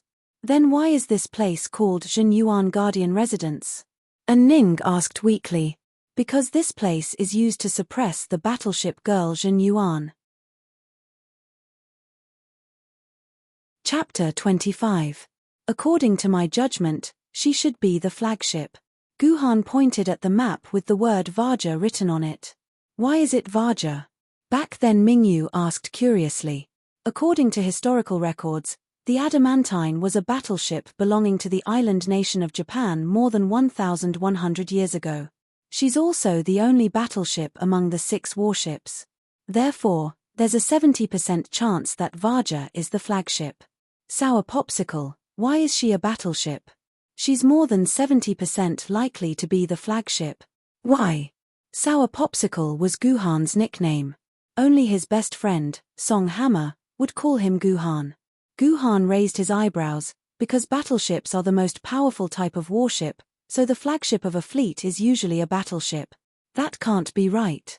I heard that destroyers are the most powerful. They can launch torpedoes over 10 kilometers at a time and kill a whole group of battleships. Battleships can't even kill a destroyer after a few volleys. That's why the world back then was called a torpedo world or something. Song Hammer said eloquently. No one knew where this guy heard such unreliable things from. Shut up. Don't speak if you're uncultured. Guhan mocked Toad without holding back. F***CK. Sour popsicle, how dare you mock me? Let me tell you, if you don't give me a better reason to prove that Varja is the flagship, I'll post all your embarrassing moments on the forums. Toad quickly retorted. Ahem. Even someone as strong as Guhan couldn't bear the threat of having his embarrassing moments publicized. This Varja is the leader of the warship world and the imperial concubine of the Sea Emperor. That's a good enough reason, isn't it? Courteous. Very convincing. Toad couldn't refute this reason. Alright then. Everyone, get ready and release your sword maidens. Guhan quickly changed the topic and issued his first order. Which one? The strongest sword maidens? Mingyu asked back then. Although she had 3 sword maidens, they couldn't join the battle at the same time. Regardless of whether it was in the game or in real life, every sword wielder could only command one sword maiden to transform into the sword maiden form to fight. The rest of the sword maidens could only stay in the scabbard until the sword wielder felt the need to replace the sword maiden in battle. Only then could they transform into the sword maiden form. It wasn't easy to release a sword mistress to fight in battle. It wasn't as simple as releasing the strongest sword mistress on paper. Depending on the sword maiden's 3 major skills and their different skill orientations, as well as the opponent's attributes and abilities, sometimes, a sword maiden with a treasured sword would be more useful than a famed sword. Moreover, the sword maiden also had stamina and endurance. In a prolonged battle, the sword maiden's stamina and endurance would continuously decrease. Once the stamina reached 0, the sword maiden's sword scars would be severely damaged, and the sword maiden's grade would drop by 1 to 3 ranks. Therefore, it was very important to constantly change the sword maidens and let them recover in the scabbard to maintain the stamina of each sword maiden. In the Sword Maiden Academy, there were 3 specialized courses to teach sword wielder how to choose a suitable sword maiden for battle. If one failed any of these 3 specialized courses, the Sword Maiden Academy would severely punish the sword wielder, such as repeating a year. Mingyu, release the sword maiden's skin shredder. Guhan asked Mingyu to release her treasured sword, the skin shredder. I object. Mingyu objected without thinking. According to the information, King Kong is a dragon rank Yuan Ku, which is equivalent to a 5th grade famed sword. Skin shredder is only a treasured sword and is definitely not King Kong's match. I should release Setting Sunday. Only Setting Sun can block King Kong's attack. Objection overruled. Guhan snorted. I naturally have my reasons for choosing Skin Shredder. Now is not the time to use Setting Sunday. Mingyu, you promised me that you would completely obey my commands. Are you going to object to my mother now? Understood. After a moment of silence, Mingyu did not insist. Instead, she drew out a slender white iron sword from the scabbard on her back. As her index finger brushed over the edge of the blade, the sword essence in her body quickly poured into it. The skin shredder transformed into a starry halo. A second later, it gathered into a human shape. The sword maiden's skin shredder, who had wanted to cut off Guhan's skin the last time they met, had been released. Skin shredder is like snow, the moon is like a hook, and the blood is warm and red. The sword maiden's skin shredder coquettishly wrapped her arms around Mingyu's neck and lightly licked her lips. Sword maiden's skin shredder has kissed my dear Miss Swordbearer. Annoying.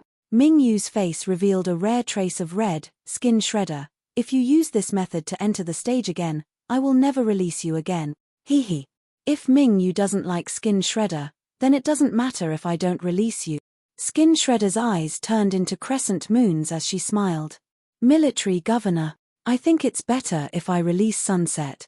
Back then, Mingyu had tried to take back this Skin Shredder. Back then, Mingyu really wondered if she had broken her head. That was why she decided to synchronize with the Skin Shredder. Overruled. The Skin Shredder's attributes are more suitable for this battle. Guhan directly rejected. Military Governor, thank you. This reward is for you. Skin Shredder lifted her skirt slightly towards Guhan, revealing the pink, and Ning, release the crimson blood demon sword. Guhan lowered his head and gave an order to Ning. He ignored this demonic-looking sword lady. Got it. Ning replied impatiently. She took out a blood-red sword from her sleeve and pointed the tip of the sword to the sky. She muttered, "My piece, the piece of the sword, the piece of the world. Release the crimson blood demon sword." After saying that, the crimson blood demon sword in Ning's hand turned into a blood mist. It then condensed into a blood-red cloak. The crimson blood demon's entire body was wrapped in this blood-red cloak. Crimson red, surround my life. The crimson blood demon lowered her body. The crimson blood demon is willing to serve you, my lady sword wielder. Everyone might have noticed that when Mingyu released the Skin Shredder, she only touched the blade once. However, when Ning released the Skin Shredder, she chanted a line that sounded like a chunibya. Actually, to release the sword wielder, one only needed to inject enough sword essence into the blade. There was no need to touch the blade or any lines. However, a large portion of the sword wielder watched more novels and television. They liked to learn from certain people and say some cool words before releasing the sword wielder. Of course, this wasn't of much use. It was purely out of interest. Actually, Ning's line was not bad. When it was Song Hammer's turn to release the sword, we saw such a scene and heard these words shout, shout, shout, shout, shout like the howling wind. The light always contains endless sorrow. Darkness always hides the last hope. Life is like me, dreams are like bubbles and shadows. I am like life, the joys and sorrows of separation. Where the sword is directed. Where the heart follows. The famous sword that left a deep impression in my memory. Responding to the call of the greatest wielder. Where did you get the attribute from the thorny hell? Bestowed upon those who call it evil. The cruelest massacre. Release. My love. Appear. Suppress the mountain. If it wasn't for the fact that he didn't want Song Hammer to lose face in front of his teammates, Guhan would have kicked Song Hammer's butt. It was just the release of a sword wielder. Was there a need to spout so much nonsense? Damn, if this guy had used this time to memorize the textbook when he was still in school, he wouldn't have been punished by the teacher to stand in the corner every day. What made Guhan even more unbearable was that not only did Song Hammer recite so much nonsense, but he also had to match it by posing in different poses. In the entire process, Song Hammer changed poses more than 10 times before he finally finished reciting the last sentence and released his sword wielder, the mountain suppressing sword. Sword wielder, mountain suppressing sword, greetings. However, unlike its master who liked to recite lines, the mountain suppressing sword was on the other end of the spectrum. After saying those 7 words, it refused to say another word or make an extra expression. It even deliberately distanced itself from Song Hammer, indicating that it wasn't very willing to be with its master. Mountain suppressing sword, stay closer to me. Song Hammer was unhappy and begged. No, please stay at least 3 meters away from me. Mountain suppressing sword said coldly. How can you be like this? You're my sword wielder. I'm so pitiful.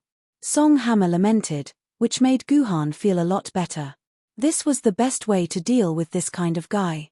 Sour Popsicle, since our sword wielder has been released, you should release yours too. Song Hammer had suffered a setback from mountain suppressing sword, so he decided to get back at Guhan. This guy had only been in the game for 2 days, so he would definitely use one of the 3 beginner sword wielder. When that time comes, I'll definitely mock him. Me. Guhan smiled playfully and drew the Qingpin sword from his back. Chapter 26. I don't think I've seen that sword before. Mingyu stared at the Qingpin sword in Guhan's hand for a long time, but she couldn't find any information about it in her mind. She looked at the broken skin sword and asked, Broken Skin, have you seen this sword before? I've never seen Broken Skin before, my dear Mingyu. Broken Skin tilted his head and looked at Mingyu naughtily. Big sister, there are countless ancient sword maidens in this world. It's not strange to see 1 or 2 that you haven't seen before. Song Hammer said casually. He didn't know that Mingyu was also a genius. She had studied sword maidens deeply and had memorized the entire ancient sword record, which recorded thousands of ancient sword maidens. In her memory, there was no information about the sword in Guhan's hand. Interesting. For any British-born ship girl, black tea was an indispensable item in their life. If she didn't drink a cup of fragrant black tea in the morning, noon, and evening, then the poor ship girl would be in a state of exhaustion for the entire day. King Kong was a typical ship girl. Although she belonged to Japan, King Kong was a bona fide British beauty. She was tireless in her pursuit of black tea.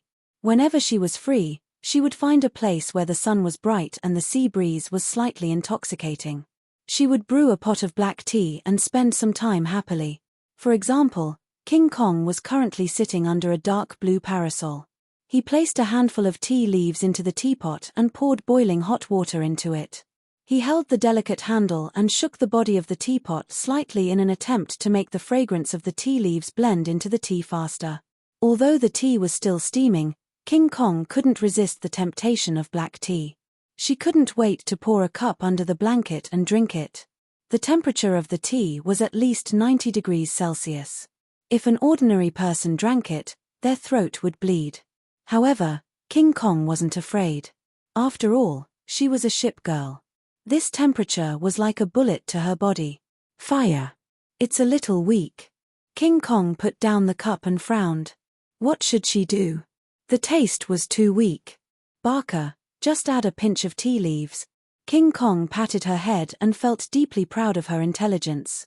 King Kong was indeed the smartest ship girl in Japan. Therefore, she picked up a handful of tea leaves and poured another cup out. Fire. It's still too faint. Jin Gang was a little impatient and drank 2 cups of light tea in a row. This made Jin Gang's mood very bad. She decided to be more generous and not be too stingy with herself.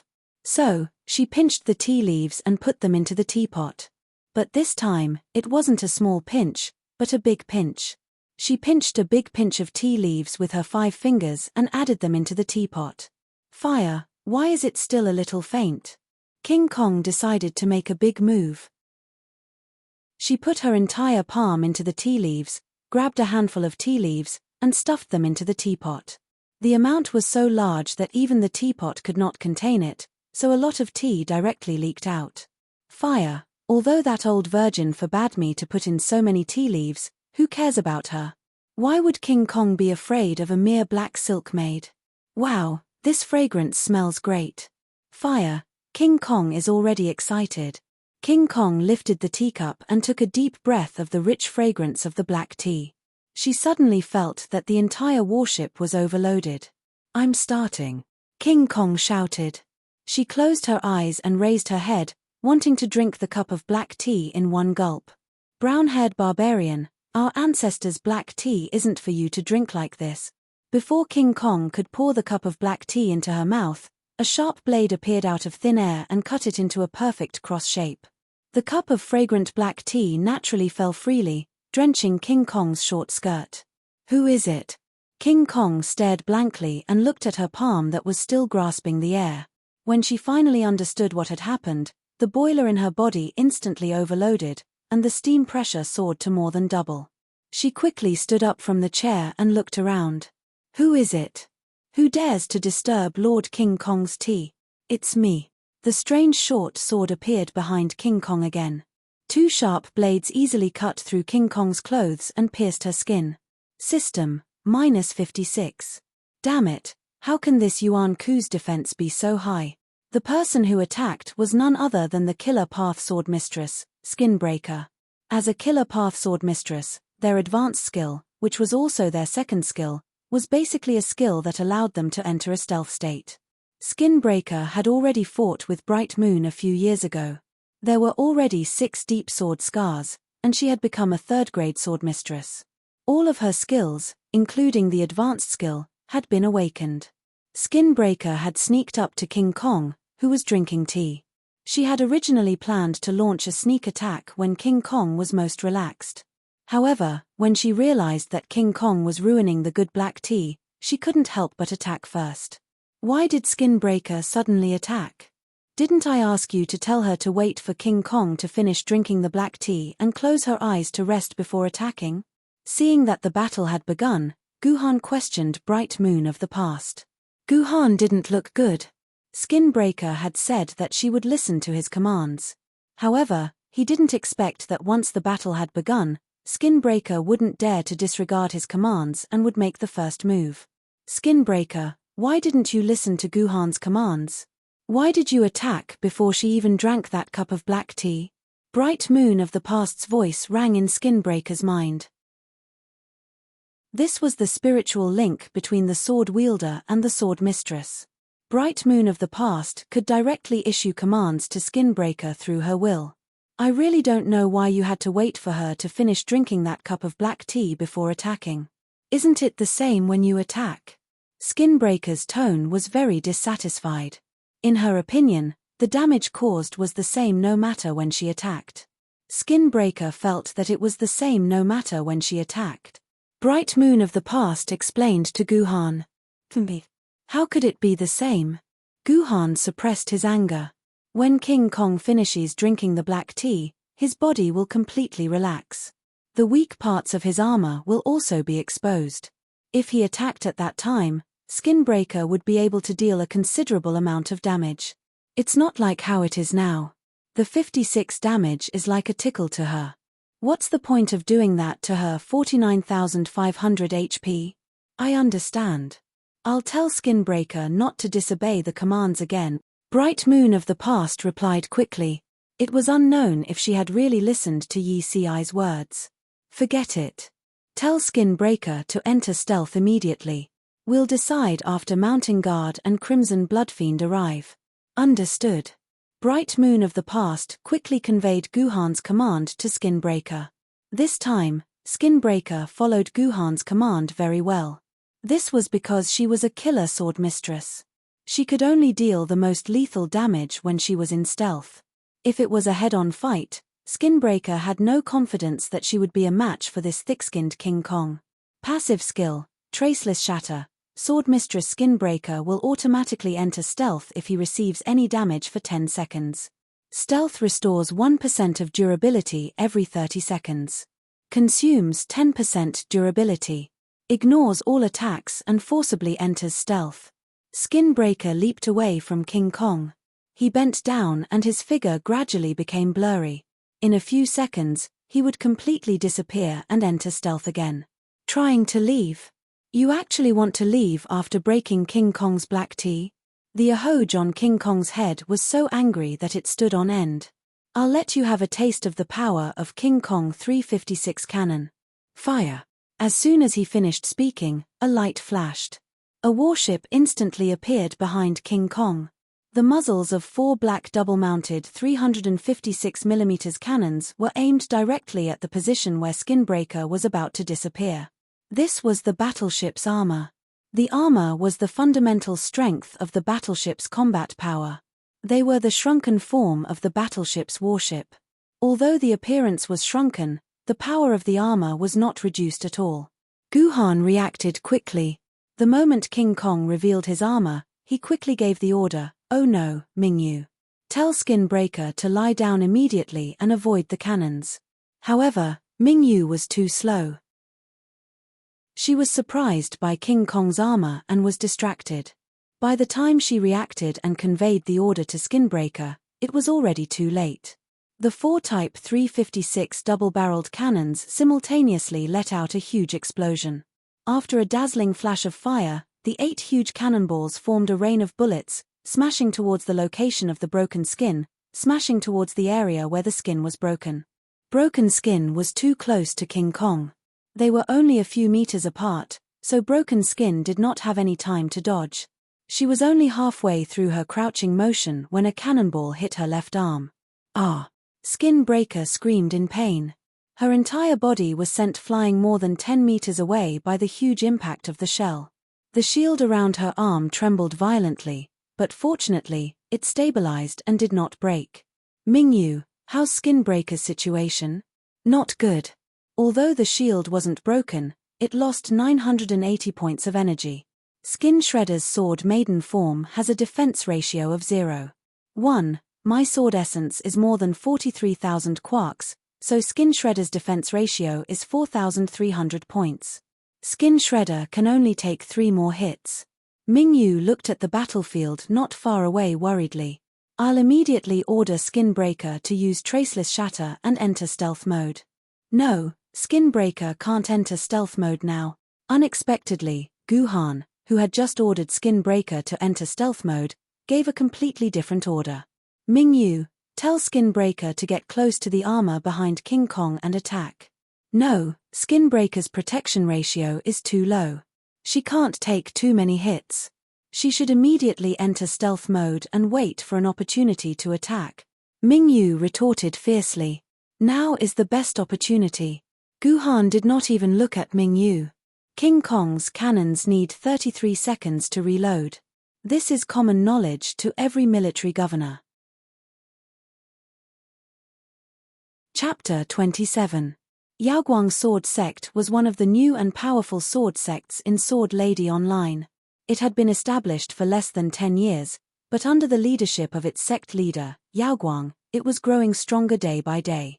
Recently, it had successfully recovered the entire Chicago City area and entered the ranks of the top 10 sword sects in one fell swoop. Yaoguang was the sect leader of Yaoguang Sword Sect and also the spiritual pillar of the entire sword sect. Yaoguang was already a top spiritual sword-level sword wielder in the game and was only one step away from becoming an immortal sword-level powerhouse. In reality, Yaoguang was also a rare famous sword-level sword wielder and was ranked 7th in the new edition of the True Famous Sword list. More importantly, Yaoguang was very young, only 36 years old. Among the 6 sword wielder ranked ahead of him in the True Famous Sword list, which one of them was not over 45 years old? Therefore, Yaoguang was known as the strongest of the younger generation and one of the strong candidates for the future Emperor Sword of Ether. Yaoguang attached great importance to his own personal strength. Even if he had already established a sect, he would often fight and train in various high-level dungeons and crusade missions. Other than when something big was about to happen in Yaoguang Sword Sect, Yaoguang rarely appeared in the main hall of Yaoguang Sword Sect, Yaoguang Hall. However, this time, it was quiet in Yaoguang Sword Sect.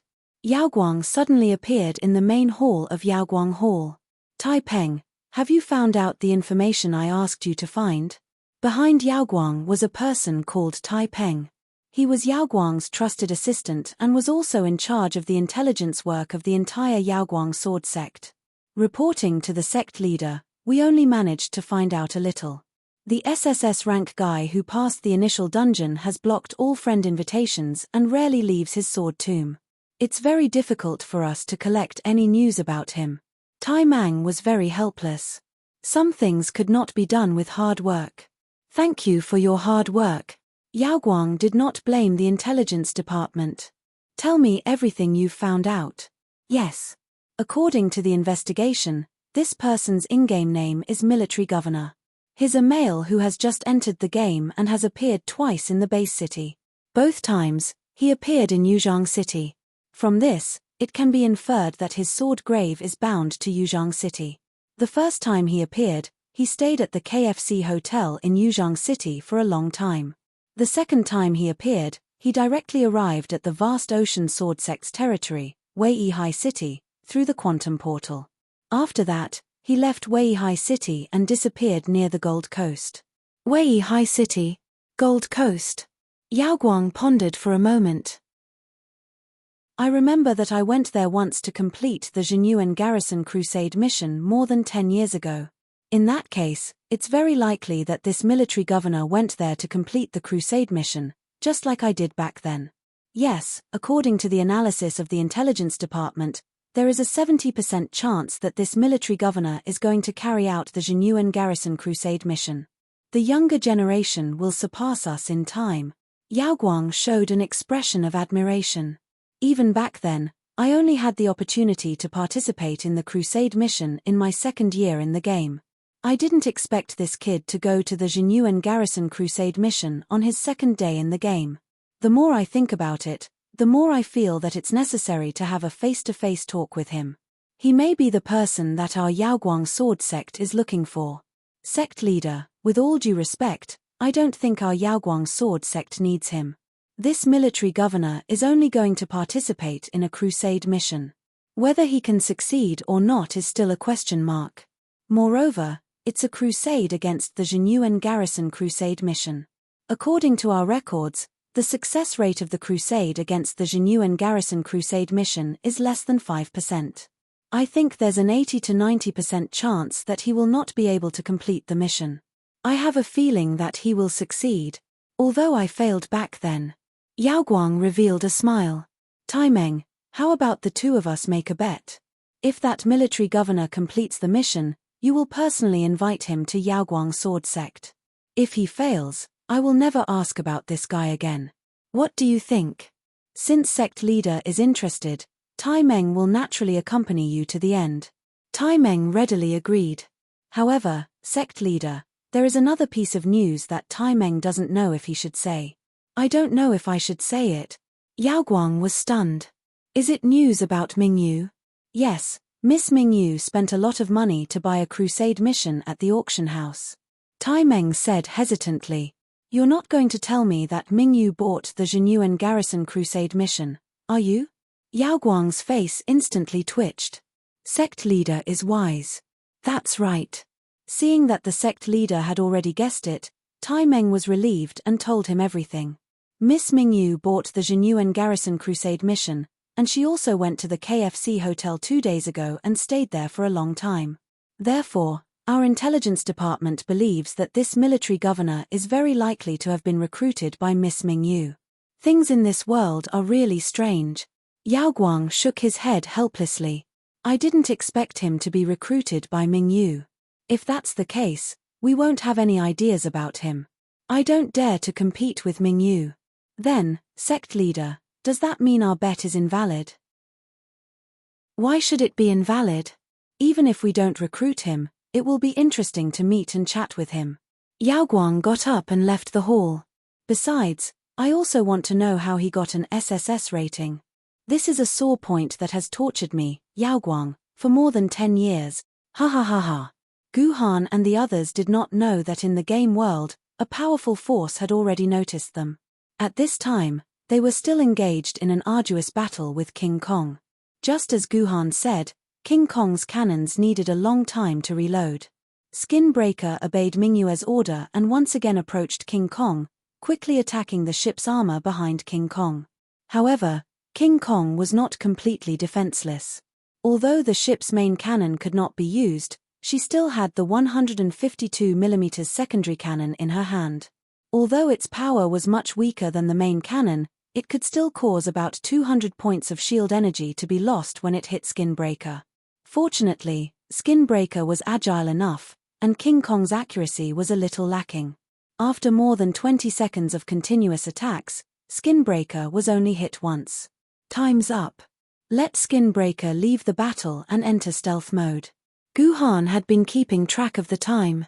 When there were only 10 seconds left to reload, Guhan immediately ordered Mingyu to order Skinbreaker to leave the battle. After Skinbreaker dealt 60 points of damage to King Kong, he dodged King Kong's attack and prepared to enter stealth mode. You want to leave after knocking over King Kong's black tea? King Kong's eyes widened, and the 2 secondary cannons in his hand fired at the same time. The projectiles were aimed directly at Skinbreaker's back. This time, King Kong's accuracy was quite good. Judging from the trajectory of the projectiles, they landed exactly where Skinbreaker would appear next. It seemed inevitable that Skinbreaker would be hit. If the projectiles hit, the loss of 200 points of shield energy was a small matter. The most important thing was that Skinbreaker would not be able to hide before King Kong's next salvo. If it was hit again, Skinbreaker would be in a very bad situation. Crimson Demonic Miss. At this critical moment, Tranquil's sword mistress, the Crimson Demonic Demon, finally arrived on the battlefield. With a wave of her sword, a bloody mist gushed out and enveloped Skinbreaker's body. This bloody mist was no ordinary mist. It was a mist formed by Tranquil's sword aura, and it had the ability to slow down attacks.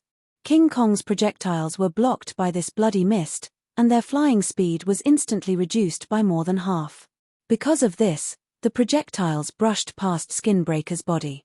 You too, Where did you come from? Why are you blocking King Kong?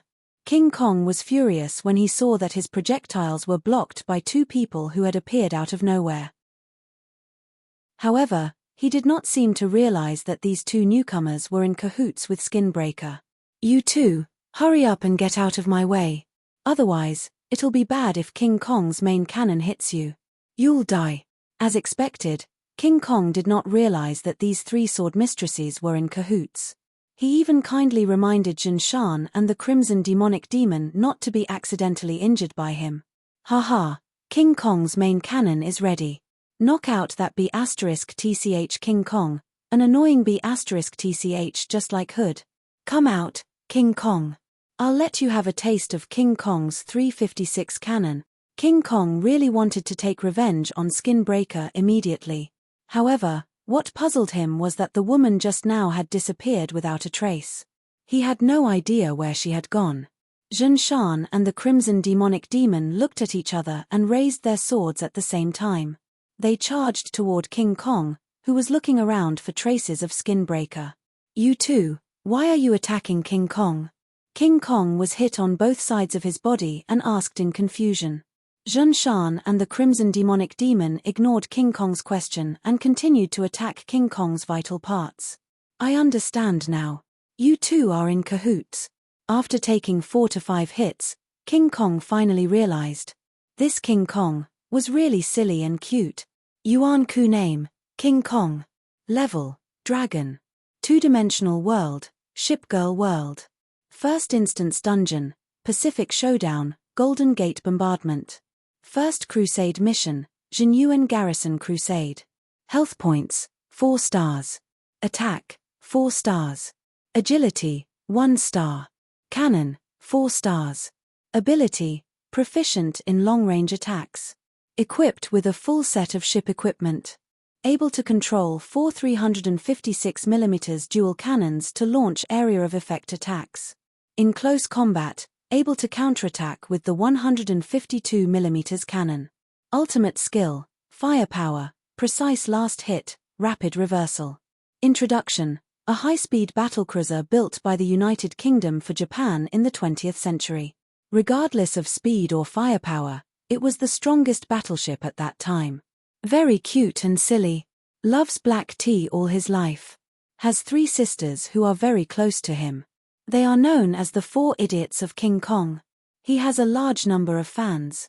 In the Shipgirl world, he belongs to the first fleet of the Jinyuan Garrison under the first super-allied fleet of the Ocean Empire.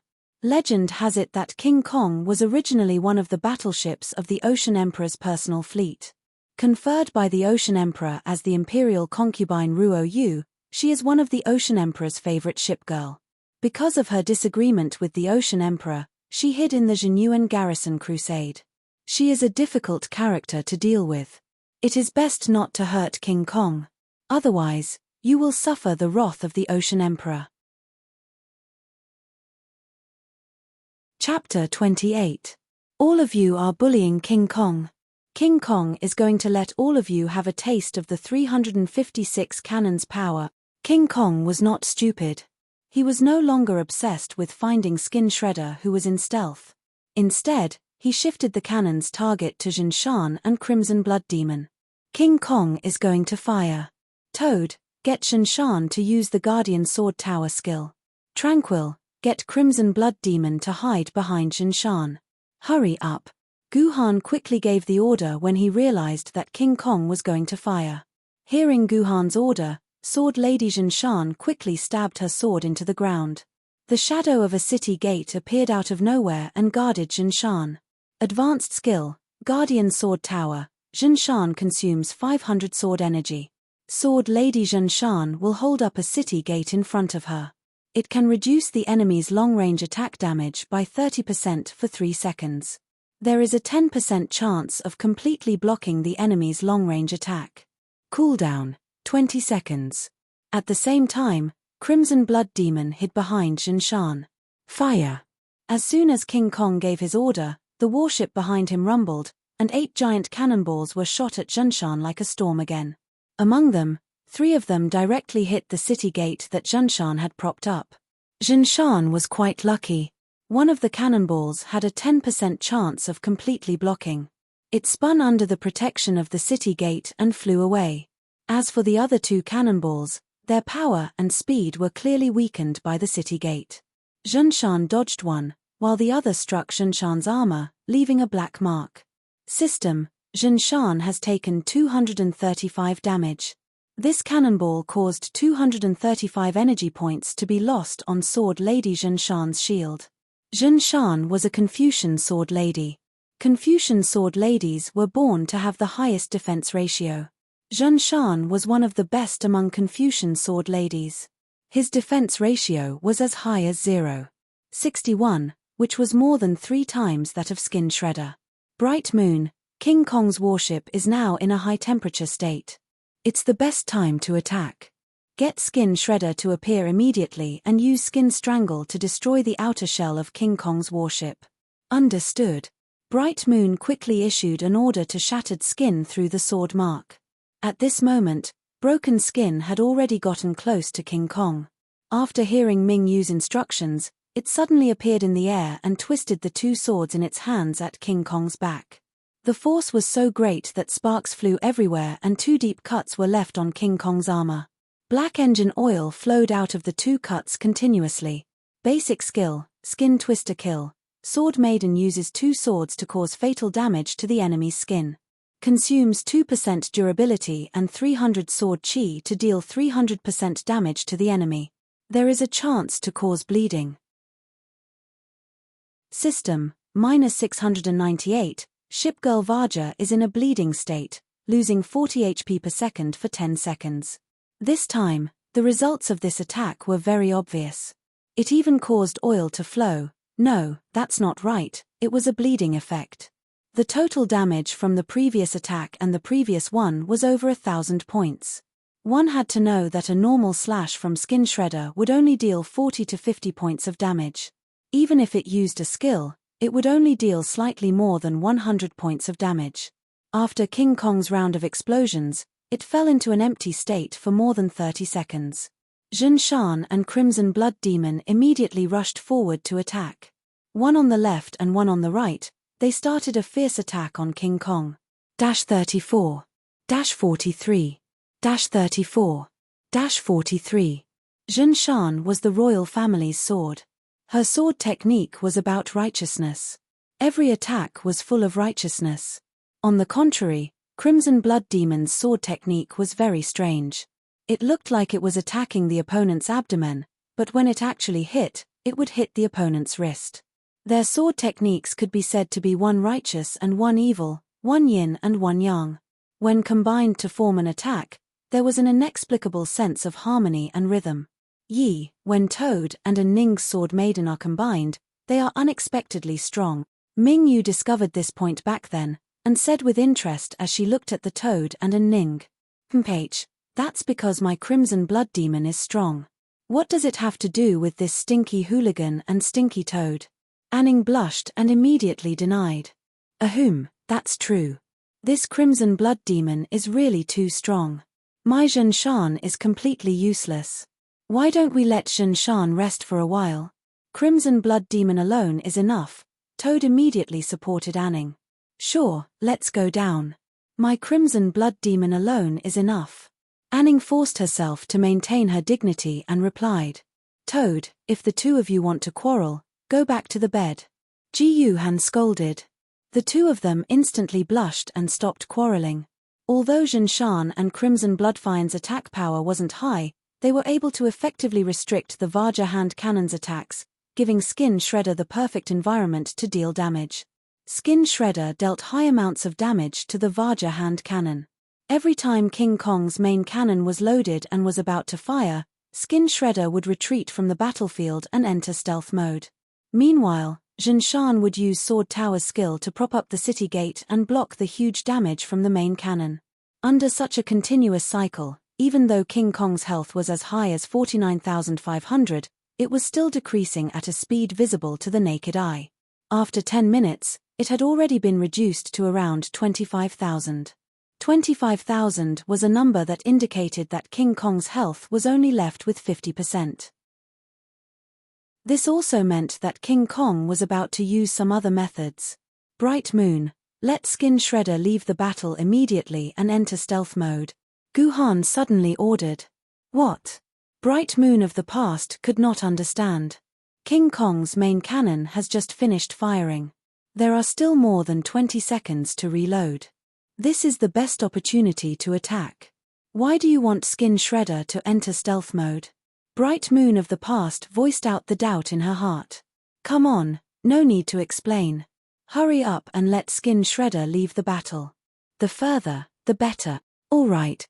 Although she still did not understand Guhan's command, she remembered that Guhan had always been very precise and appropriate. Bright Moon of the past chose to believe in Guhan and passed on Guhan's instructions to Skin Shredder through Sword Scar. However, Shattered Skin did not follow Ming Yu's instructions back then. The long battle had caused Shattered Skin, who was the path of Slaughter's sword Maiden, to unknowingly enter a somewhat bloodthirsty state. How could she, who was enjoying killing, be willing to leave the battlefield? Therefore, Skin Shredder chose to ignore Bright Moon's orders and continued to attack. Damn it! Guhan cursed softly. Bright Moon, use Sword Scar to forcefully order Skin Shredder to withdraw immediately. Under normal circumstances, the Sword Lady could choose to listen to the Sword Lady's commands or ignore the Sword Lady's commands. However, the Sword Lady could also use Sword Scar to forcefully order the Sword Lady to complete a certain command. However, not only would the Sword Lady's movements become stiff, inflexible, and full of flaws, but it would also cause the Sword Lady to suffer great pain. It was like the band-tightening spell of Tripitaka, a painful experience that made one wish they were dead.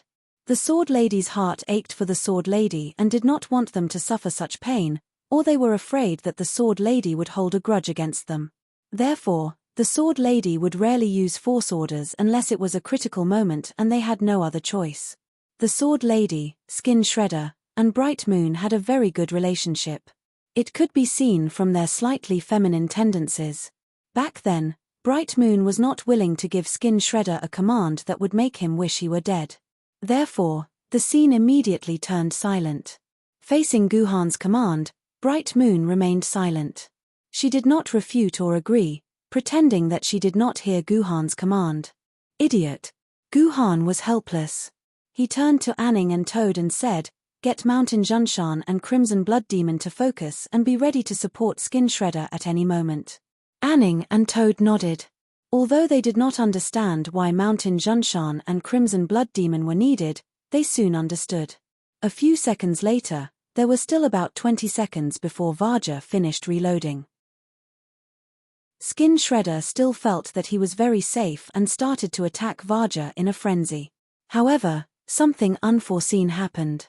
Skin Shredder, who was attacking Vajra, suddenly felt that there was nothing in front of him. Vajra had disappeared without a trace. What's going on? Does Vajra know stealth as well? Skin Shredder was dumbfounded as he thought to himself. Skin Shredder, be careful. He's behind you.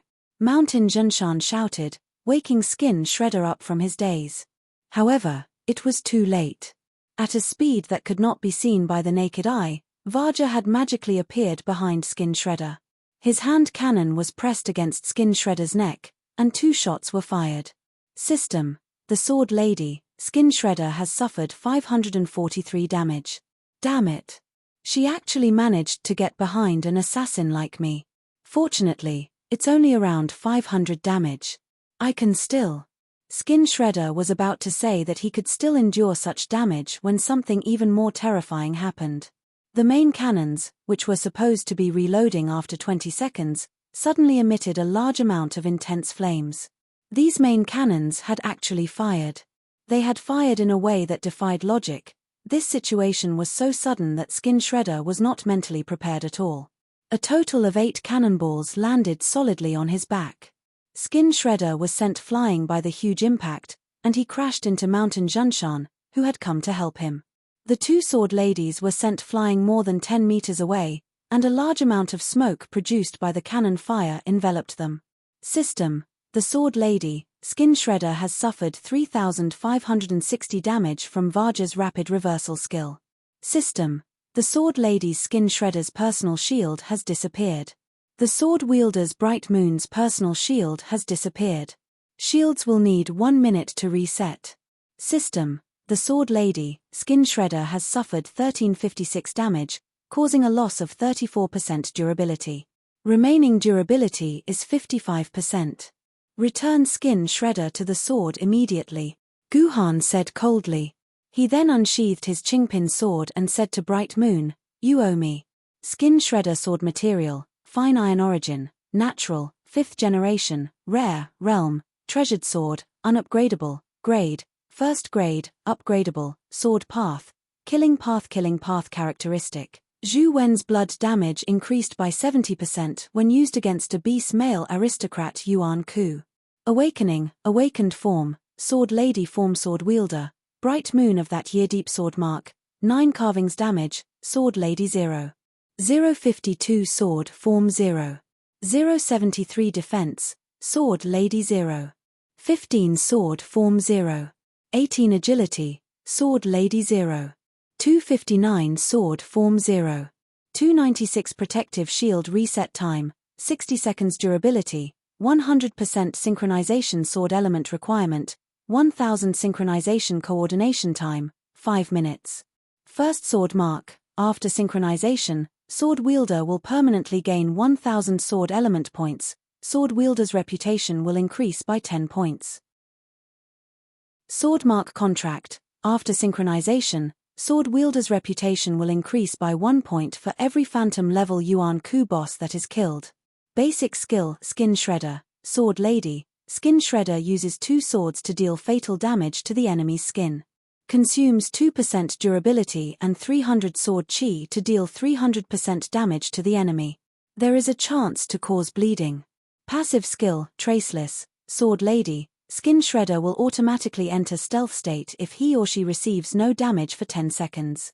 Stealth state restores 1% durability every 30 seconds.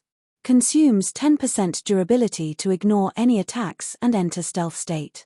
Advanced skill, Confusion Step, consumes 10% durability to attack the enemy, causing the enemy to have a 100% chance of being blinded for 5 seconds. Ineffective against dragon level and above Yuan Ku. Ultimate skill, Blood Sky, at the cost of the current personal shield disappearing, each point of shield energy deals 3 fixed damage to Yuan Shen below the Flood Dragon level, 2 fixed damage to Flood Dragon level, and 1 fixed damage to Dragon level. It has no effect on Dragon level and above. Sword mark restraint, the author is too lazy to write. I know you guys won't read it.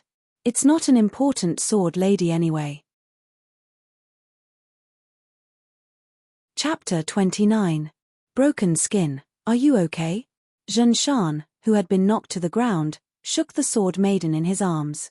Broken Skin's physical body had suffered severe damage because his shield had been destroyed.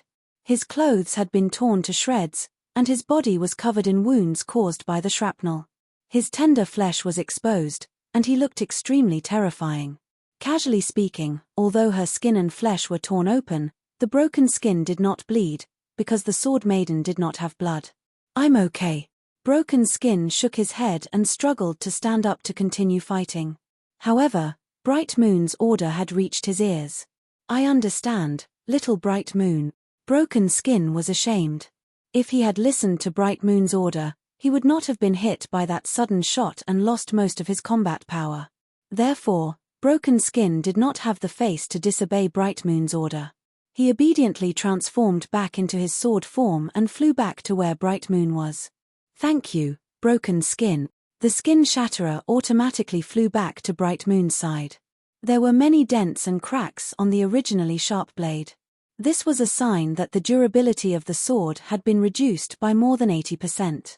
Once the durability reached 0, the sword maiden would completely break. It was unlikely that she would die, but she would drop 2 or 3 ranks. Go back to the scabbard and rest. Bright Moon sheathed Broken Skin. The scabbard was equivalent to the sword maiden's personal space. As long as the sword maiden had some durability left, she only needed to put Broken Skin back into the scabbard to slowly recover its durability. Toad and Ning, let Zhen Shan and Crimson Blood Demon return to their sword. They have lost a lot of energy in their shields. We'll need their strength in the next battle, Guhan said. How can we do that? Won't you be the only one fighting the dragon Yuan Ku? Song Hammer objected loudly. However, when she turned around, Guhan had already disappeared from her side. System: Crimson Blood Demon has received 856 damage.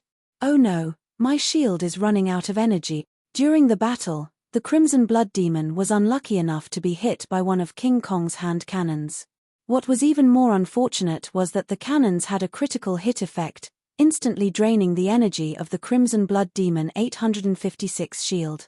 The Crimson Blood Demon was not like Zhen Shan, who was a Confucian sword maiden with frighteningly high defensive capabilities.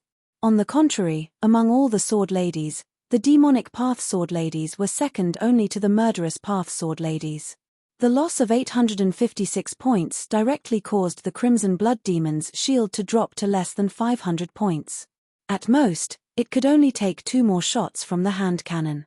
Crimson Blood Demon, hide behind me, quick. Zhen Shan also noticed Crimson Blood Demon's predicament and immediately shouted for her to hide behind him. No, Zhen Shan, you don't have much energy left. You won't be able to hold on for much longer. Although Zhen Shan's skin was thick, his energy shield was high, and he could even activate Shield Wall to block damage. However, she was also the one who suffered the most damage from King Kong.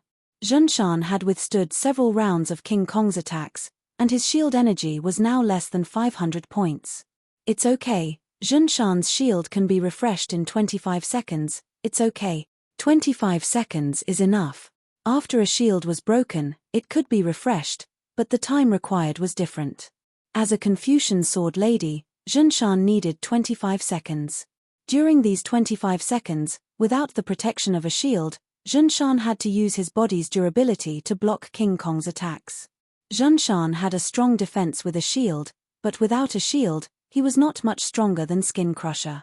A small shot from King Kong's hand cannon could reduce Zhen Shan's durability by about 20%.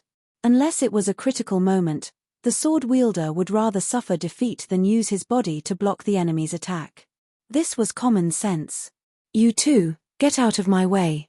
Just as Zhen Shan was about to sacrifice his durability and stall for 25 seconds to refresh his shield and continue fighting, a rather arrogant order rang in their ears. It's you. It's you. Zhen Shan and Crimson Blood Demon said at the same time.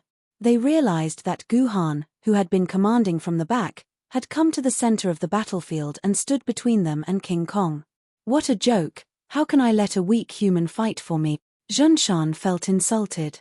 She was a sword lady, and with her pride, how could she allow a human to stand in front of her?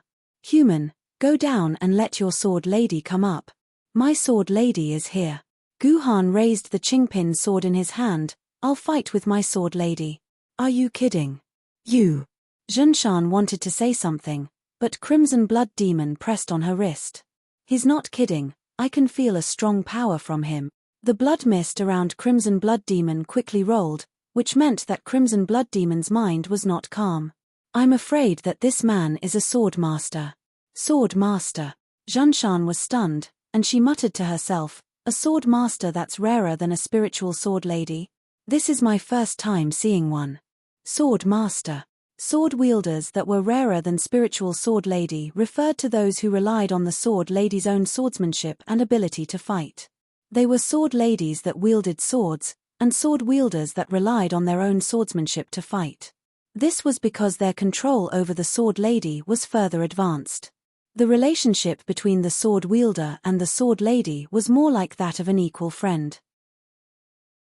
Only the sword master, who controlled the sword and fought with the sword, was the one who truly controlled and ruled the sword lady. Thus, he was respectfully addressed as the sword master by all the sword wielder.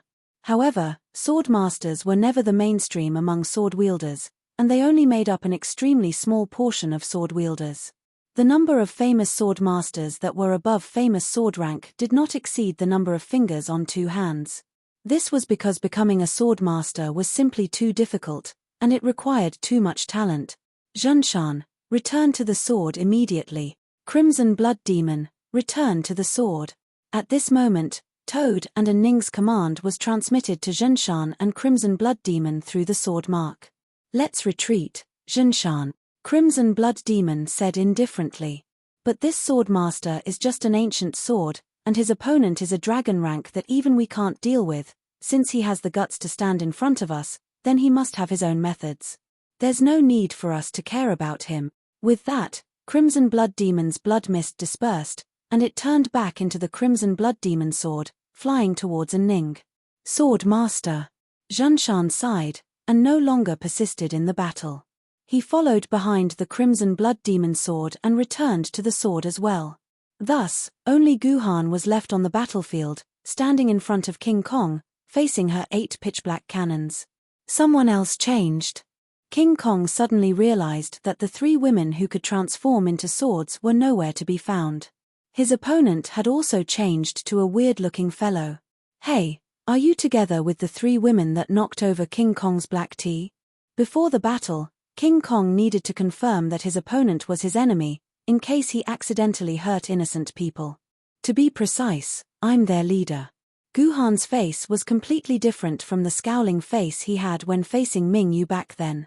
He smiled and said to King Kong, "You can say that we're together. That means we're going to fight again." The main cannon behind King Kong rotated and aimed at Guhan's head. "Go to hell."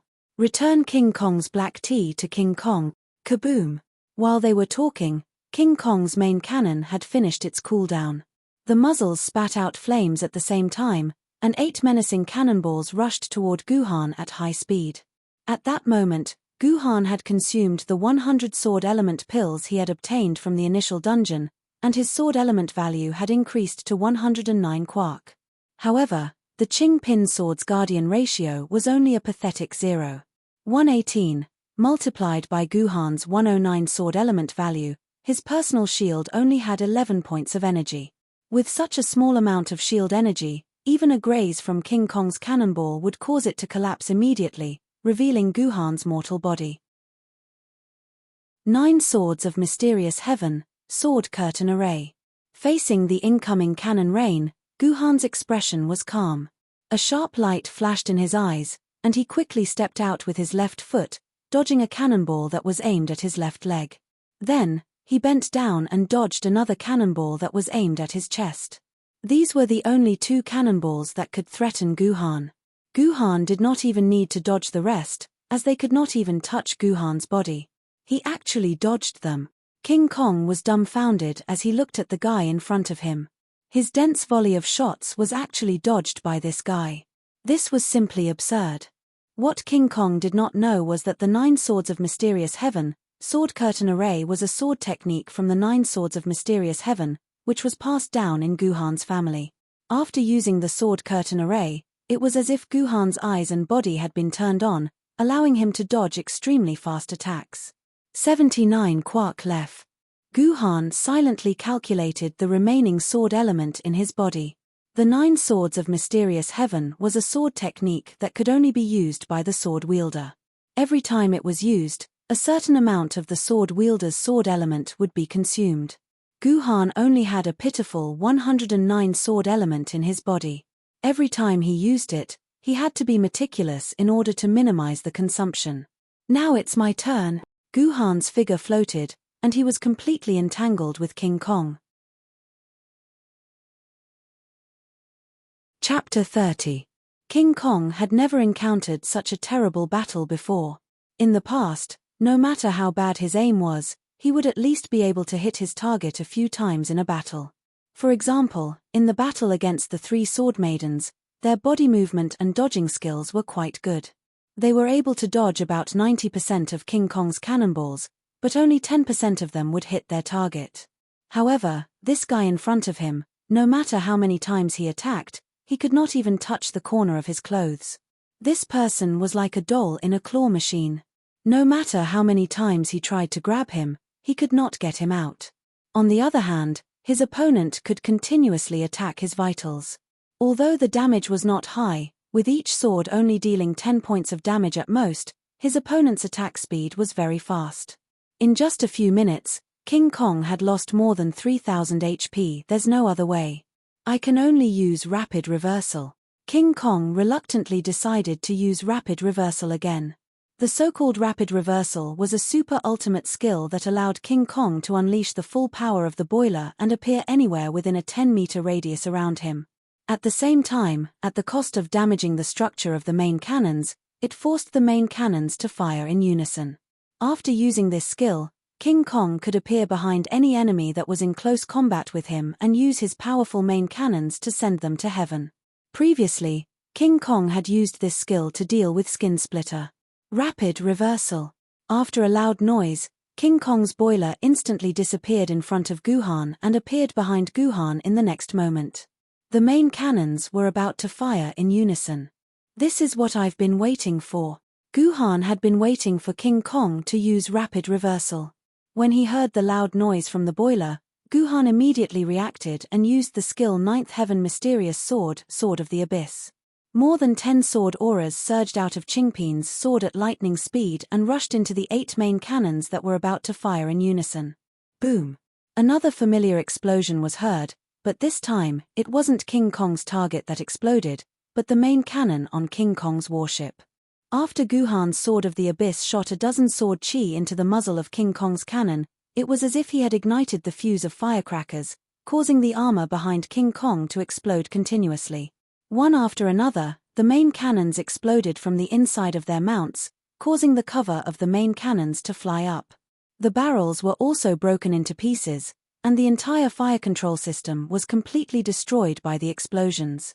It could be said that apart from the hand cannons, King Kong could not even think about firing a single cannonball. How could Guhan let go of such a great opportunity? He used his swordsmanship to the extreme. The Qingpin sword seemed to have turned into a swarm of bees that covered the sky and attacked King Kong mercilessly from all directions. Stop! Stop right now! King Kong took a few steps back and dodged Guhan's attack. He quickly took out a piece of white cloth from his clothes, raised it above his head, and shook it with all his might. Stop! Stop! Stop! No more fighting. King Kong surrenders. King Kong surrenders. System notification. Ship Girl King Kong has surrendered. She is now in an invincible state. You cannot attack Ship Girl King Kong. System notification. Special side quest route has been triggered. Main quest objective changed from defeating 3 ship girls to capturing 3 ship girls. System notification. Due to quest route change, quest difficulty increased.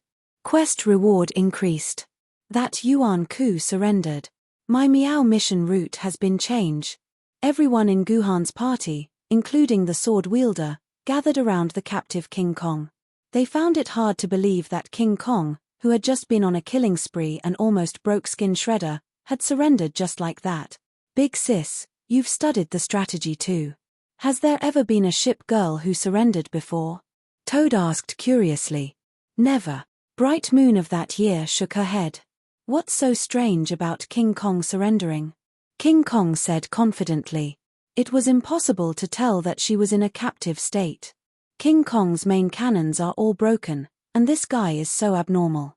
King Kong's hand cannon can't hit him at all. King Kong's man said that when it's time to surrender, we should surrender. It's more important to save our lives.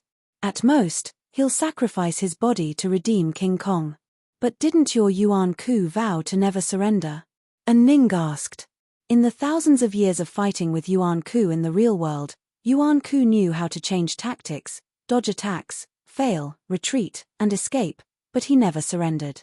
Up until now, other than relying on some special sword lady's ability to forcibly capture some Yuan Ku, they had never met a Yuan Ku who surrendered voluntarily. TSK, they're all unlucky bastards with no backing. How can they be like King Kong? My man is. King Kong realized something halfway through and stopped talking about this topic. This made Guhan feel that it was a pity because there was definitely a big secret behind this. Moreover, this secret was probably already known by humans. Otherwise, it wouldn't have appeared in the mouth of a game NPC. It should be because I destroyed all of her main cannons that triggered the secondary attribute of surrender. It seemed that Guhan also had a headache in the face of the current situation. This has already exceeded the strategy one set beforehand. I don't know what to do.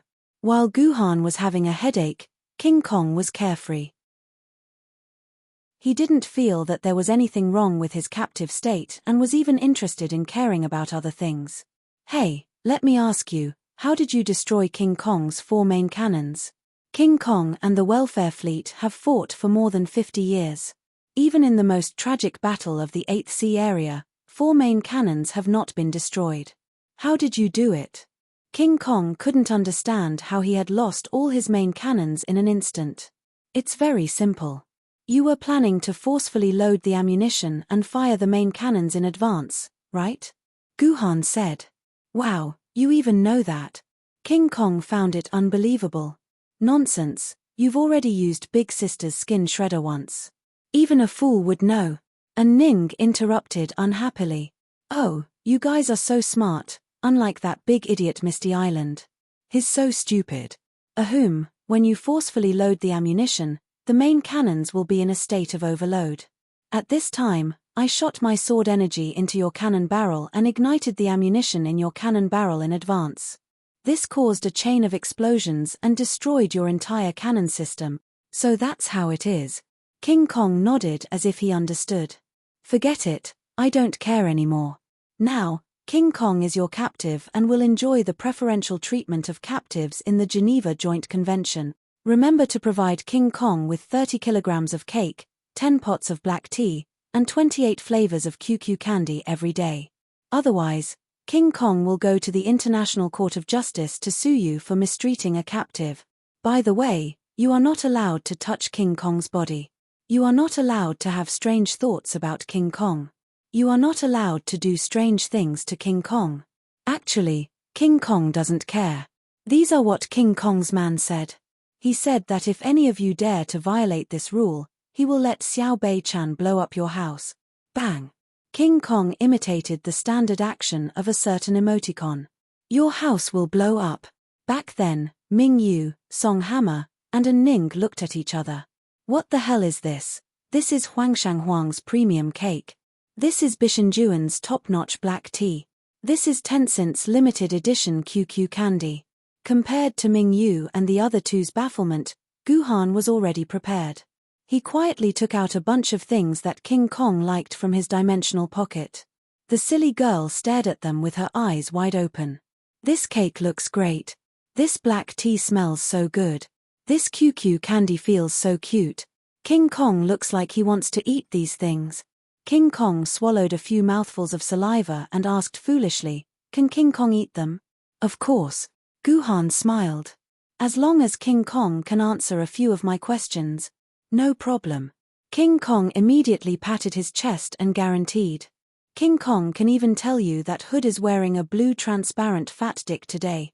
That's great. Guhan smiled even more happily. King Kong, let me ask you. Are you the flagship of this fleet? Flagship? Of course not, King Kong. King Kong's words immediately made Guhan and the others' faces turn black. This is bad.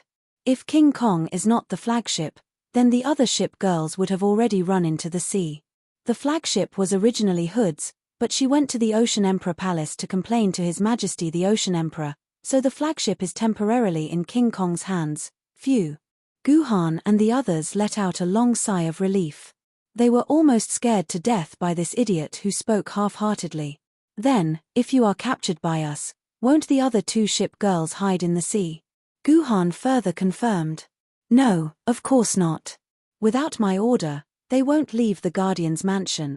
Jiyu Han and the rest of the Guardians were relieved. Then, one last question. Guhan's smile on his face became even sweeter. Dear ship girl King Kong, since you have already surrendered, shouldn't you hand over the spoils that belong to us? Damn it, the rewards were all from killing Yuan Ku. What the hell is this captive? Are there still rewards? Chapter 31. Reward. Is it this thing? King Kong was stunned for a moment. Then, he rummaged through his clothes for a while and took out an antique-looking brocade box. Hood gave it to me when I came. He said that if I meet an opponent I can't beat, I should give this to them. This is a dimensional brocade box. Back then, Ming Yu said the name of this box. The dimensional brocade box was a brocade box that Yuan Ku used to store their own treasures. It didn't look big, but the space inside was not small. It could store very large things. This was the standard of every Yuan Ku boss. Opening the brocade box would give a number of spoils of war. However, the dimensional brocade box was usually dropped from the boss's body after killing it. It was unheard of and unseen for someone to take it out of their body like King Kong did. Of course, the dimensional brocade box only existed in the game. After defeating Yuan Ku in reality, it would return to dust and not a single hair would be left. You disturbed King Kong's tea because you want this box. When King Kong saw Ming Yu snatch the box from his hands as if she had snatched a treasure, he immediately became unhappy. If you want this box, just say it. It's not like King Kong doesn't want to give it to you. Why did you have to touch it? You caused King Kong's ship equipment to be damaged. At the very least, you have to soak in the hot spring for a few days and nights. King Kong said a lot of words, but unfortunately, no one paid attention to him. Big sister, quickly open it and see what's inside. Do you have the thing you want? And Ning excitedly shook Ming Yu's hand. It seemed that she was much more eager than Ming Yu. Can I? Unexpectedly, Ming Yu did not open it immediately. Instead, she looked at Guhan with a questioning gaze. It seemed that without Guhan's permission, she did not plan to open it. You are the captain, please do. After Guhan indicated that he had no objections, Ming Yu finally opened the brocade box. Because the dimensional brocade box had a dimensional space fixed inside the box, it was impossible to see what was inside the box with the naked eye. One had to reach in and take out the items one by one to know. That year, Ming Yu stretched her hand in and searched for a while, and took out an azure blue pill the size of a longan. This is the sword essence pill. Back then, Bright Moon had recognized this pill with a single glance. It was not a rare item, and would more or less drop a few in crusade missions. Essence sword pill, blue, tradable, not bound. Effect, permanently increases 10 quarks of sword essence after consumption. Usage limit, each player can take a maximum of 1 essence sword pill per day. Each player can take a maximum of 100 essence sword pills per day. The essence sword pill was the same as the essence sword pill. It was a pill that could increase the value of the essence sword after consumption. The only difference was that the plain sword pill could not be traded, while the plain sword pill could be traded. Many tycoons in real life were willing to spend large amounts of RMB to purchase the essence sword pill in order to grow quickly in the game. Therefore, the essence sword pill was quite expensive in the auction house. The blue essence sword pill was the most commonly produced type of essence sword pill. Its price was relatively low in the auction house, and it had been stable at around 1,000 renminbi for decades. Above the blue essence sword pill were the essence sword pill of other colors. Their price skyrocketed, and it was normal for hundreds of thousands of RMB to be sold. This is for you. That year, Ming Yu did not hesitate at all. She stuffed the essence sword pill into Guhan's hand. This was because according to the previous agreement, all items that increased the value of the essence sword pill would be distributed to Guhan. Guhan did not stand on ceremony. He took the essence sword pill and stuffed it into his mouth. The essence sword points on his attribute panel instantly jumped from 109 to 119 points. What Guhan lacked the most was the essence sword points. Although Guhan had defeated the dragon-level Yuan Ku as an ancient sword wielder, the sword descends into the abyss had used up 50 quarks of essence sword from Guhan. In addition, he had used the sword formation curtain twice. After the battle, Guhan was left with a pitiful 5 essence sword points. A scabbard. While Guhan consumed the essence sword pill, Ming Yu found another item. It was a scabbard. Common scabbard, blue snow. After storing the sword Maiden, it recovers 0.5% of the sword Maiden's durability every second. After storing it for 30 minutes, the sword Maiden will return to its peak condition. Usage restrictions, ancient sword Maiden and treasure sword Maiden. Here, take it. Ming Yu handed the scabbard to Guhan. This isn't within the scope of the agreement. I don't want it. Guhan hesitated for a moment and refused. It's fine. Take it. Consider it as a gift from your big sister. Ming Yu laughed heartily. If it wasn't for you, We probably wouldn't have been able to get past King Kong. I see that your Qingpin sword doesn't have a scabbard, right? Toad, and Ning, and I all have scabbards. This thing is useless to us, so it's more suitable for you. A scabbard isn't worth much anyway. Ming Yu had generously stated that the scabbard wasn't worth much. However, in reality, the price of a treasure sword scabbard had always been around 5,000 renminbi in the auction house. This was a few months' worth of income for most normal players. Thank you. After hearing Ming Yu's words, Gu Han didn't insist. At most, he would return the favor in the future. His Qingpin sword indeed needed a scabbard. Gu Han inserted the Qingpin sword into the newly obtained scabbard. Ming Yu had once again taken out a small item from the dimensional brocade box. It was a book, an ancient book. This is. Ming Yu's mouth was wide open. She couldn't believe her eyes. She had actually taken out this item. What is it? What is it? Did you take out some good treasure? And Ning couldn't wait and stretched her head to the side of the dimensional brocade box. With just a glance, she was similarly stunned like Ming Yu had been back then. Oh my god, it actually dropped. My Emperor Sword of the Firmament. He actually managed to get the secret manual for the heavenly sword technique. And Ning's words were trembling. That's right, what Ming Yu had taken out this time was none other than the keepsake of the strongest treasure sword, the sword Maiden heavenly sword that Gu Han had asked for, the secret manual of the heavenly sword. Military governor, this thing, according to the agreement. Ming Yu spent a few minutes to allow her rationality to return to her brain. In these few minutes, she couldn't help but have the urge to stuff the item in her hand into her dimensional pocket 3 times, then leave and end the crusade mission. She wanted to hide far away to a place where Gu Han couldn't find her. However, rationality finally won over greed. She decided to follow the agreement and give this thing to Gu Han.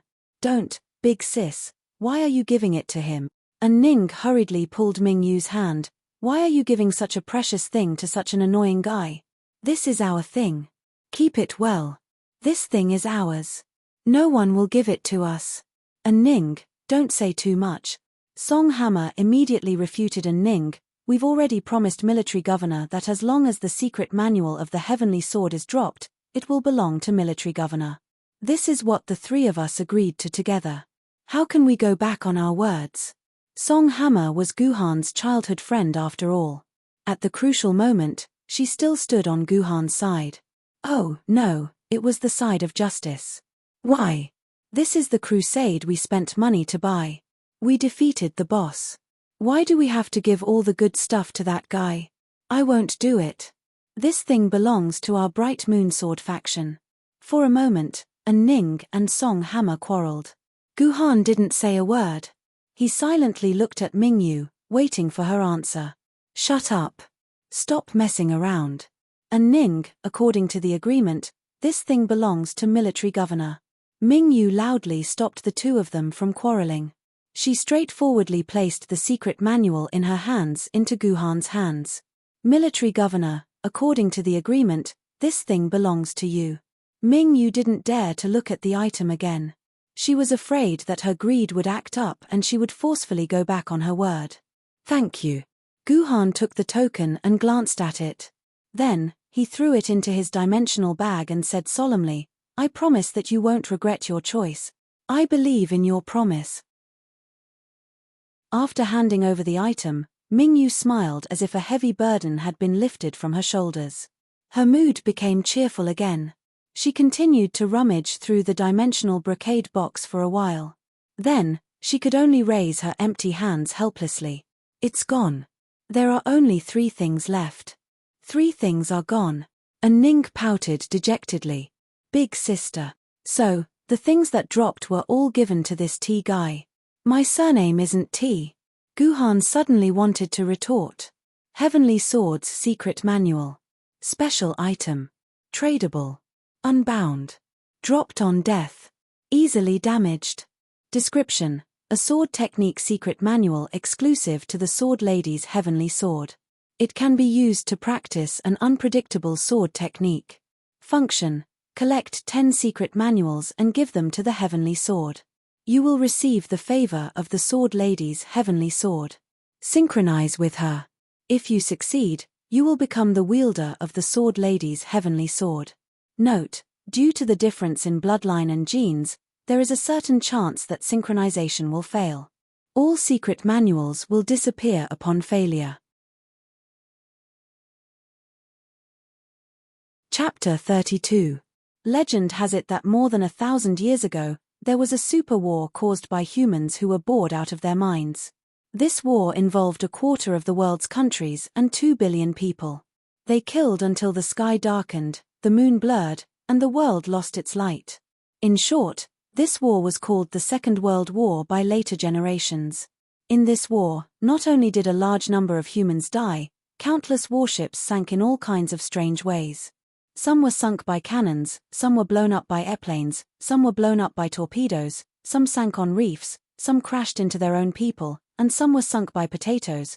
With so many reasons for death, there was a warship that had gone through more than 30 battles. Not only did it come out unscathed, it had even heroically saved countless Fusang Navy soldiers. The Fusang Navy called it the eternal undying bird, a unique auspicious sign, an opponent that could not be defeated, an ally that they would never want to get close to in their entire lives, an existence that surpassed all warships. She is the next ship girl that we are going to face, and also our strongest opponent, Snow Wind. Guhan and the others were on their way to the next opponent, Snow Wind's base. As they walked, Guhan told the people around him about the basic information of Snow Wind. Don't tease me. At least I, and Ning, have done some research. That Snow Wind is just a destroyer, and its cannon barrel is not even 1/3 as thick as this King Kong. How can it be our strongest opponent? In my opinion, it should be our weakest opponent. We don't even need to send out the sword girl, we can just send out the ancient sword. And Ning said carelessly, "Little girl, don't say that Snow Wind is inferior to me. I don't want to be enveloped by an auspicious sign." Before Guhan could say anything, King Kong, who was a captive, could not help but shiver. He quickly expressed that he was not worthy of being compared to Snow Wind. "TSK, I don't believe it. How can a destroyer be stronger than a battleship? You Yuan Ku captive, don't try to lie to a Ning. A Ning will not be fooled. A Ning looked as if she was very smart, so don't try to lie to her. Alright, since you don't believe me, I'll tell you the legend of Snow Wind." As King Kong spoke, he fished out a cup of black tea from somewhere. He slowly took a sip and said leisurely, "I'm not afraid of you. That was before I became a ship girl, and before I went to the ship girl's world, I was still a normal battleship.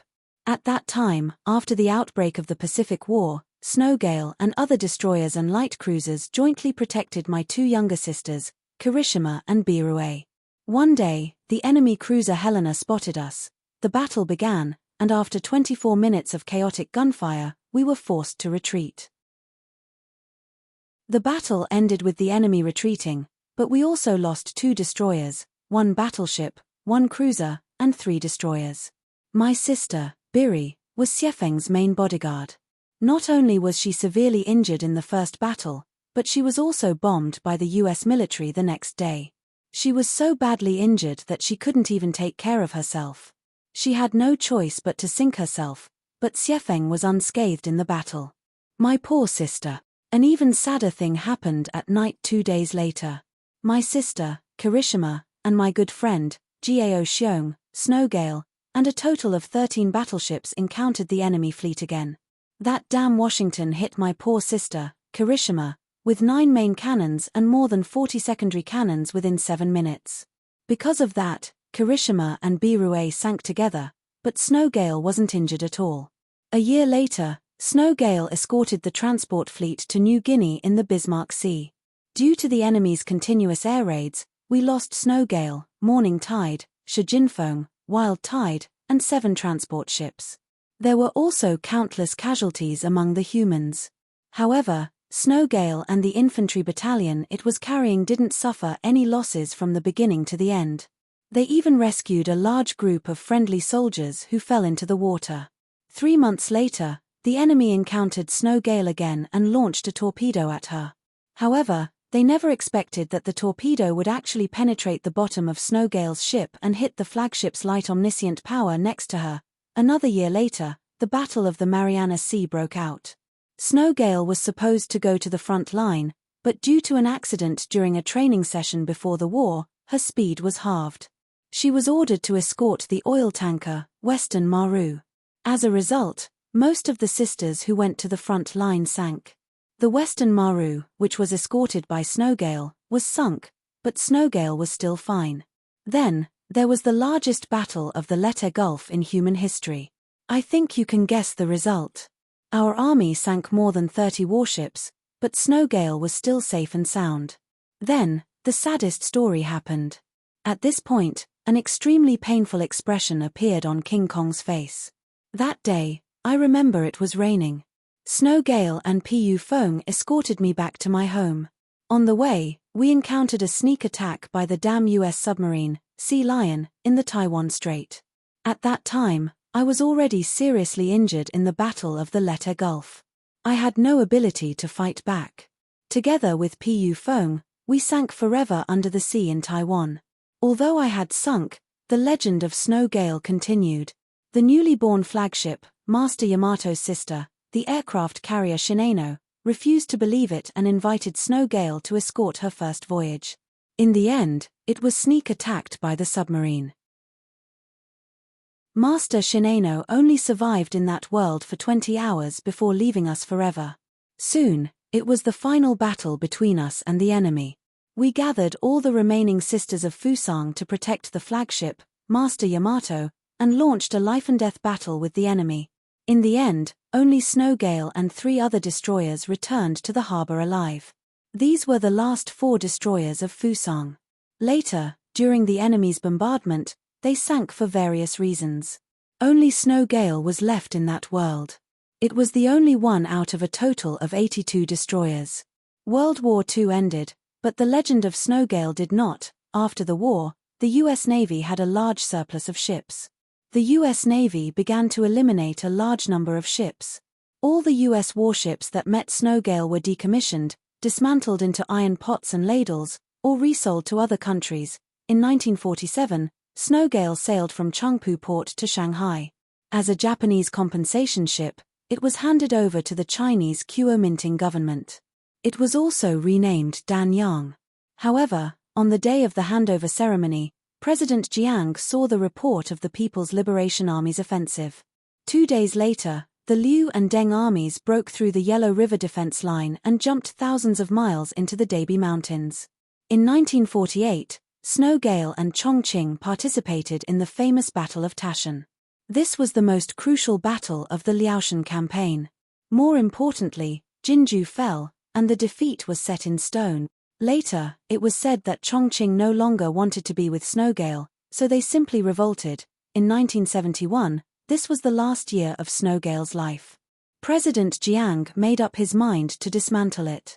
On the day the order was passed down, President Jiang's Republic of China was chased out of the United Nations. On the day that Snowgale was dismantled, President Jiang got into an accident and fell ill. He passed away. King Kong's story went on for more than 10 minutes.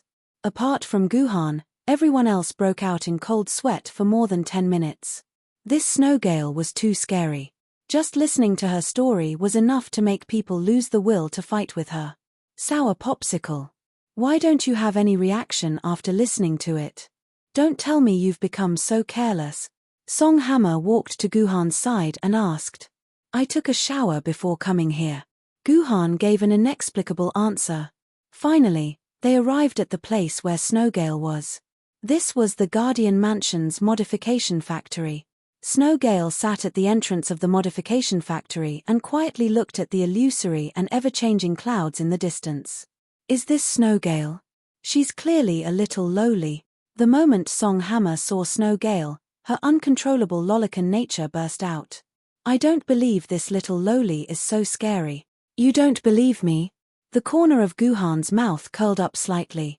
That's great. Let your Zhunshan out and let her have a chat with Snowgale alone. Chapter 33.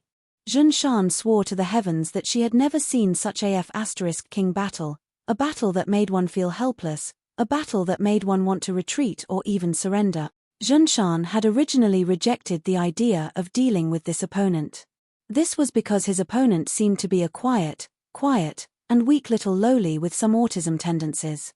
Looking at her pink face, small arms, petite figure, and princess dress full of delicate lace, Jun Shan couldn't help but feel some pity. Bullying such a lovely little girl, is it really what a lady should do? When Jun Shan persuaded herself with difficulty, she waved her sword at the little lowly, but the little lowly did not move at all and let Jun Shan's sword kill her. Therefore, Jun Shan closed his eyes in pain and self-blame. He could not bear to see the little lowly die under his sword. Unsurprisingly, Jun Shan clearly felt that his sword had pierced into a soft body. But why? Why did his heart feel so painful? Why did he feel such intense, heart-wrenching pain?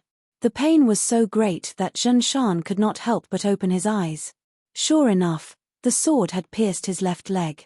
No wonder he felt so much pain, so that was why. Why did my sword stab into my own leg? Jun Shan looked at his injured white and tender thigh in disbelief. The pink muscles were exposed. Also, where's my shield? Why didn't my shield block it? Jun Shan, are you okay? Why did the system tell you that your durability has decreased by 12%? Your shield obviously didn't lose any energy. On the other side, Song Hammer's anxious voice came through the sword mark. He simply could not understand why Jun Shan would still lose his durability when his shield was intact. It's you. You used some kind of sorcery.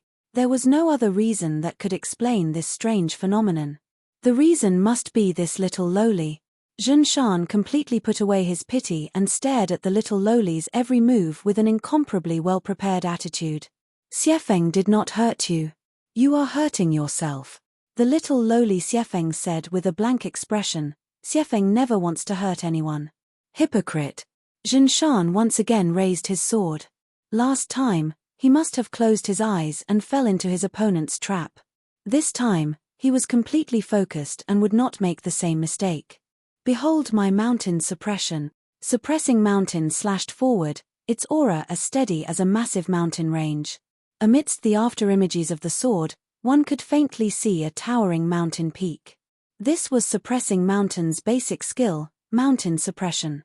Basic skill, mountain suppression. The sword maiden draws the power of the nearby mountains onto the tip of her sword.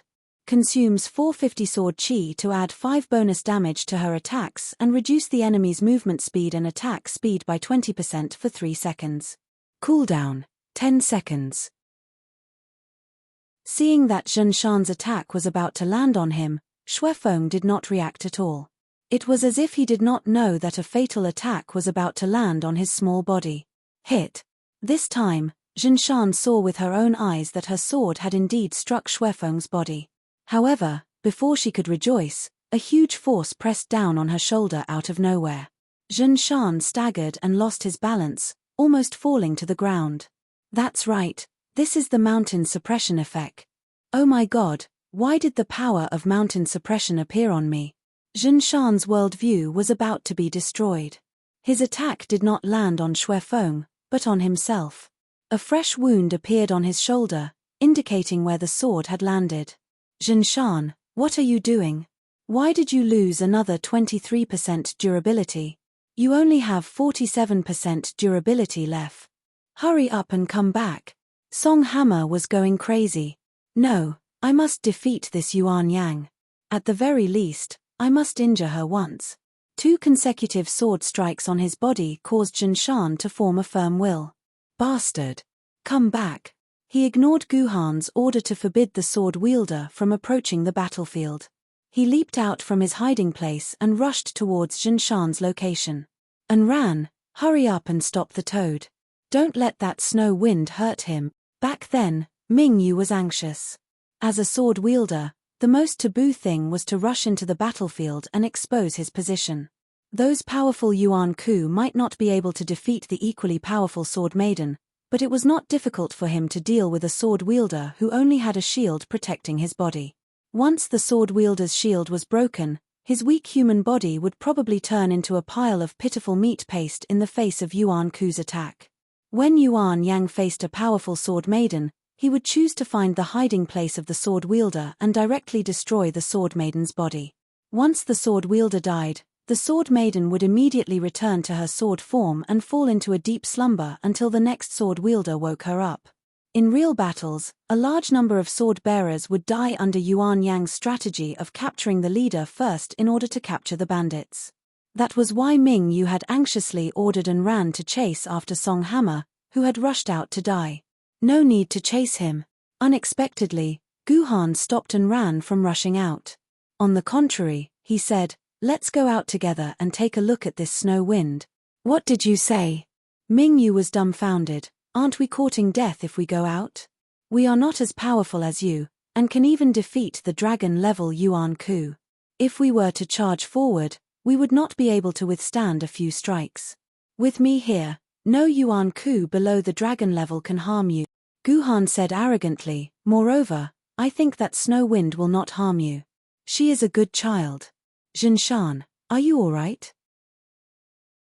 In 30 seconds, Song Hammer, who was running with all his might, panted as he ran to Jinshan's side, giving him a fright. "Toad, why are you here?" When Jinshan saw the toad suddenly appear, he immediately became extremely nervous. He was deeply afraid that this Yuan Ku would suddenly explode and kill his sword wielder. "Jin. Mountain." The toad panted a few times. "Since you refused my order, then I will fight with you." "Idiot, don't you know how to use a coercive order?" "I can't refuse your coercive order." Jinshan expressed that he did not understand. Since he had disobeyed, then he would use a coercive order that he could not resist. "I, Song Hammer, am a man of indomitable spirit. How could I use such an unbearable thing like a coercive order on my own sword lady?" "Jinshan, since you don't want to return to the sword, then let's fight together. Best friend."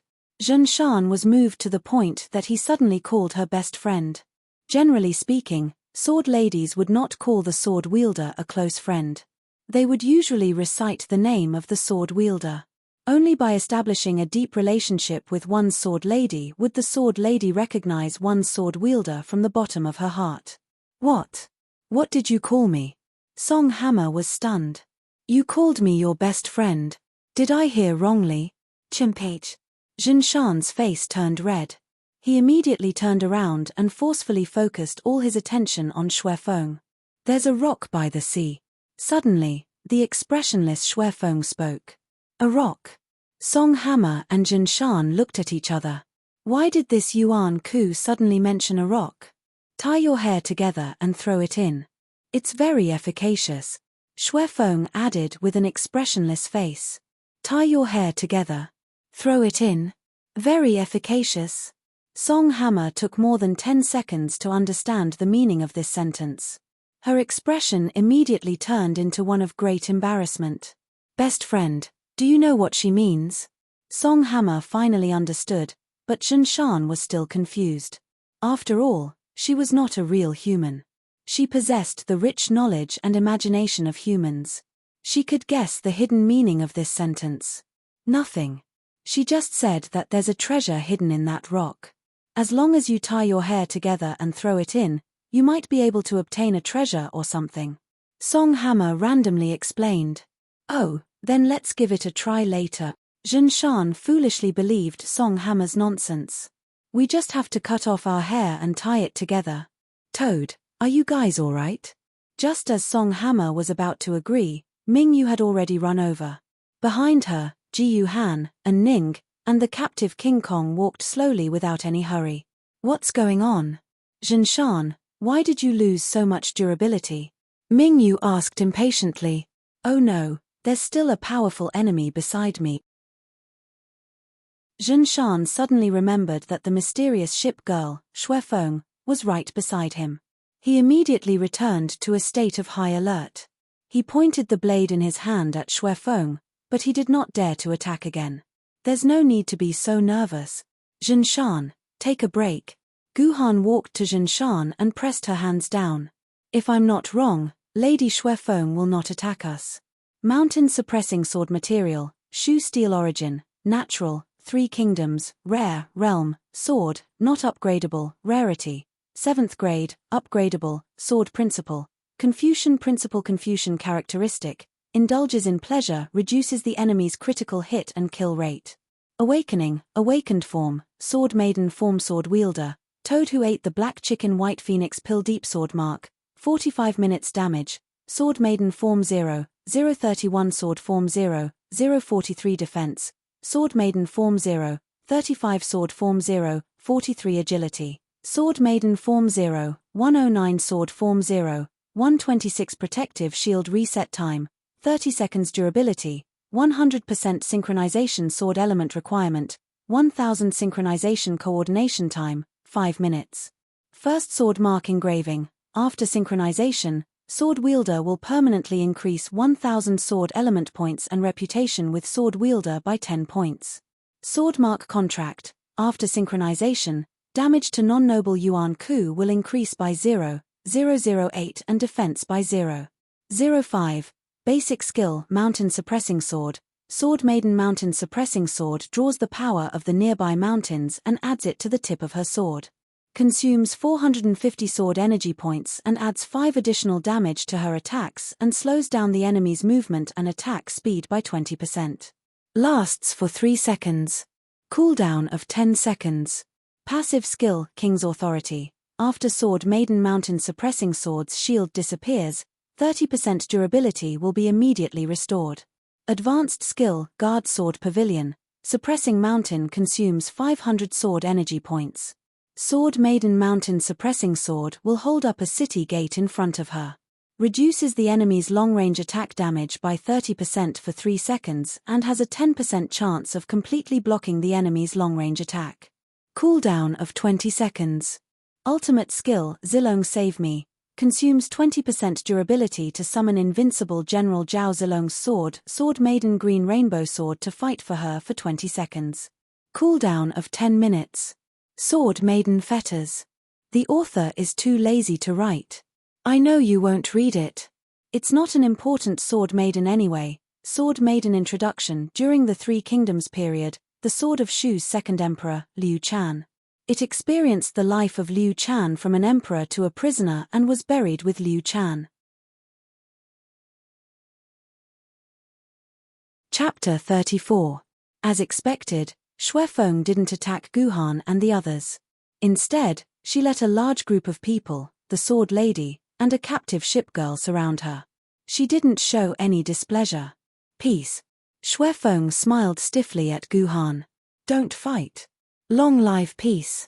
Yes, long live peace. Guhan smiled widely. We are here for the peace of this world. Guhan was lying through his teeth. Don't believe him. Come and have a taste. This is the most delicious thing before the apocalypse. To further express his goodwill, Guhan took out a small bag of spicy strips from his dimensional pocket. It seemed that in the eyes of people from the future, the most delicious food of 1,000 years ago was still the spicy strip. This. Xuefeng took the spicy strip and carefully tore it open. The fragrance of the spicy strip, which was tightly wrapped in the packaging, instantly filled the air. Xuefeng's cute little eyes lit up. She couldn't wait to take out a spicy strip from the packaging and put it in her mouth. Delicious. Xuefeng didn't need to say anything. Her intoxicated expression betrayed her. This expression was so tempting that King Kong couldn't resist the temptation. He moved closer to Xuefeng, took out a spicy strip from the packaging, and put it in his mouth. The next moment, he threw himself on Xuefeng and began to fight for ownership of the spicy strips. You're really something.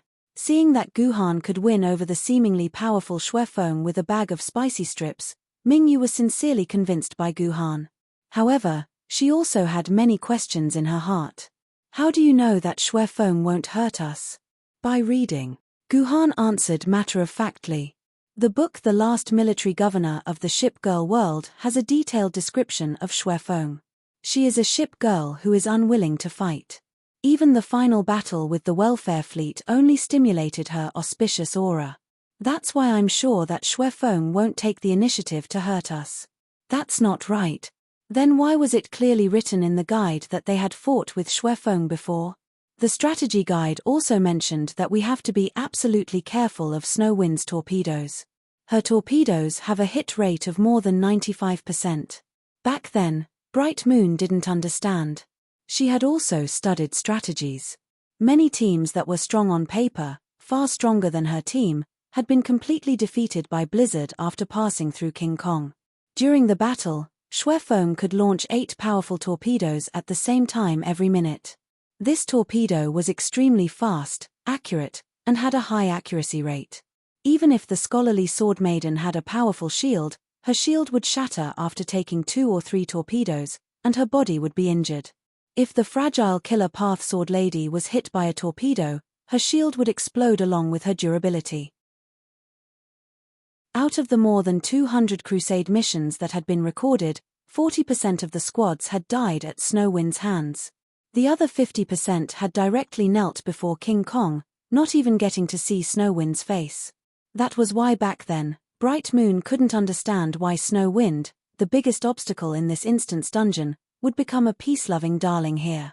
That's because we have entered a special Crusade mission plot. Guhan glanced at King Kong. Ever since we captured King Kong, we have entered a special Crusade mission plot that no one has ever encountered before. A special Crusade mission plot that no one has ever encountered before? What does that mean? As Bright Moon mulled over this sentence, she gradually had a bad premonition. It means that this is a brand new Crusade mission, a Crusade mission plot that no one has ever encountered before, one that left behind a strategy. In other words, congratulations, Miss Bright Moon, we are making history. The first Crusade mission plot that no one had ever attempted before was indeed making history. I never had the extravagant hope of making history. It's more convenient to follow the path that others have already taken. Bright Moon wasn't interested in making history at all. It is indeed more convenient to follow the path that others have taken. However, the first person to clear this patch of thorns will also receive some additional reward. Guhan paused for a moment and looked into Bright Moon's eyes. For example, the item that you want. The drop rate will be at least 10 times higher when you clear it for the first time. Guhan's words made Bright Moon's eyes instantly brighten up. It was as though a few 100-watt light bulbs had been installed in her eyes. Her entire body was filled with energy. You're right. What should we do next? Next. Guhan turned to look at Snow Wind, who was trying her best to protect her spicy strip. Of course, we'll capture her. Capture her. Bright Moon of that year was stunned. She looked at Shui Feng, who was still protecting her spicy strips despite being pinned down by King Kong, and said in a daze, "Didn't I already capture her?" She was captured by the spicy strip. It has nothing to do with us. Guhan spread his hands. Look at King Kong's state. She can no longer be attacked. Snow Wind is still in a state where she can attack at will. Then continue to attack her, Bright Moon said without hesitation. For victory, our victory. Go ahead. Snow Wind will never attack us. Miss Bright Moon, you can attack her at will. Just be careful not to hurt yourself. Ji Yuhan's tone was indifferent, but the meaning behind his words caused Mingyu to be stunned. She thought back to the 2 swords that Zhen Shan had used to inexplicably damage her durability. There must be more to it, and if she did not understand it clearly, Mingyu would not be willing to attack recklessly. Hey! Little brother, do you still have the red, oily, thick, and stick thing that you gave to Snow Wind? Suddenly, the captive King Kong appeared between Guhan and Bright Moon. He began to shamelessly ask for the spicy strip. Yes, but that's our dry rations. I can't give it to you. Ji Yuhan slyly said. Logically speaking, no one in this world would eat spicy strips as dry rations. About that. King Kong rolled his eyes. You were talking about how to capture Snow Wind, right? I have a lot of information about Snow Wind. If you want to capture Snow Wind, King Kong's information is essential. With King Kong's information, you'll be able to avoid a lot of detours. King Kong patted his chest, trying hard to boast about the value of his information. That's fine, provided that your information is true. Don't worry. In our shipgirl world, in our Poseidon Empire, I, King Kong, never lie. King Kong did not lie in the shipgirl world. She usually said stupid things. Here you go. Guhan placed a pack of spicy strips in King Kong's hand. King Kong tore it apart impatiently, grabbed 3 sticks, and put them into its mouth. It said intermittently as it wolfed down the sticks. Snow Wind's fighting skills are average. Other than her torpedoes, her other cannons are not as good as my hand cannon. But she doesn't rely on these things. Her most powerful skill is her exclusive ability, Auspicious Halo. To be honest, when Snow Wind activates her Auspicious Halo, no one except Snow Dragon is her match, not even Yamato's boss. The Yamato that King Kong mentioned was the strongest battleship of World War II. In the shipgirl world, Yamato was the flagship of the Japanese Allied fleet. King Kong's direct superior, it was known as one of the most powerful shipgirls. Auspicious Halo? This was the second time Bright Moon heard this name. The first time was from Guhan. That's right. You don't know how powerful this Auspicious Halo is. As long as it's activated, Snow Wind can dodge all kinds of attacks. What cannons? Lightning strikes. Impact. And that sword technique of yours, as long as it's an attack, it's impossible to hit Snow Wind. It's okay if you can't hit her, but the scariest thing is that Snow Wind can return all the attacks back to the attacker. She can also ignore armor and defense. There was once that slut, Yahua, didn't believe it and chased after Snow Wind. In the end, after firing 3 cannons, all the attacks were returned. Yahua's clothes were blown to pieces. That was hilarious. Yahua was the vice flagship of the United States Allied fleet that was on par with the Japanese Allied fleet. In other words, it was slightly stronger than the Yamato. So that's how it is. No wonder Zhenshan didn't suffer any damage when he attacked himself with 2 swords. So it's because of this Auspicious Halo. Bright Moon immediately confirmed Zhenshan's situation. She no longer had any doubts about King Kong's information. If we want to deal with this Auspicious Halo, we must. Bright Moon pondered for a long time, but she still couldn't find a solution. This Auspicious Halo was simply unsolvable. Any attack could be reflected back to the attacker's defense.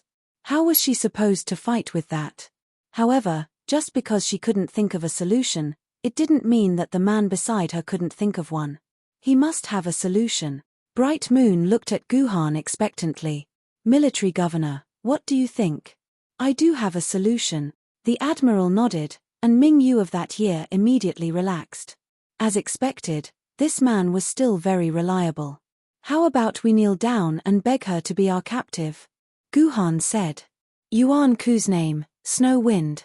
Level, Desolation. World of 2-dimensional, Shipgirl World. Appearance Dungeon, None. Appearance Crusade Mission, Jinyuan Garrison Crusade Mission.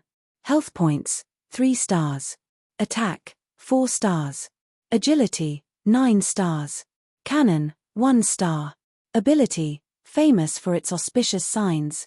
It doesn't need to make any movements to kill its enemies invisibly. Ultimate skill, Thunderfish Phoenix Dance, Auspicious Halo, Peaceful Home Introduction. The first 2 chapters are very clear. The author won't make up the number of words, it's best not to hurt Snow Wind. Otherwise, you'll have to face your own wrath. Chapter 35. No way. Xuefeng shook his head forcefully. Xuefeng promised little sister Xuelong that he would guard this place well. He definitely cannot be captured by others. Although Guhan did not really kneel down, he still shamelessly sat beside Xuefeng and suggested the idea of making Xuefeng his captive. Of course, this was rejected by Xuefeng in a serious manner.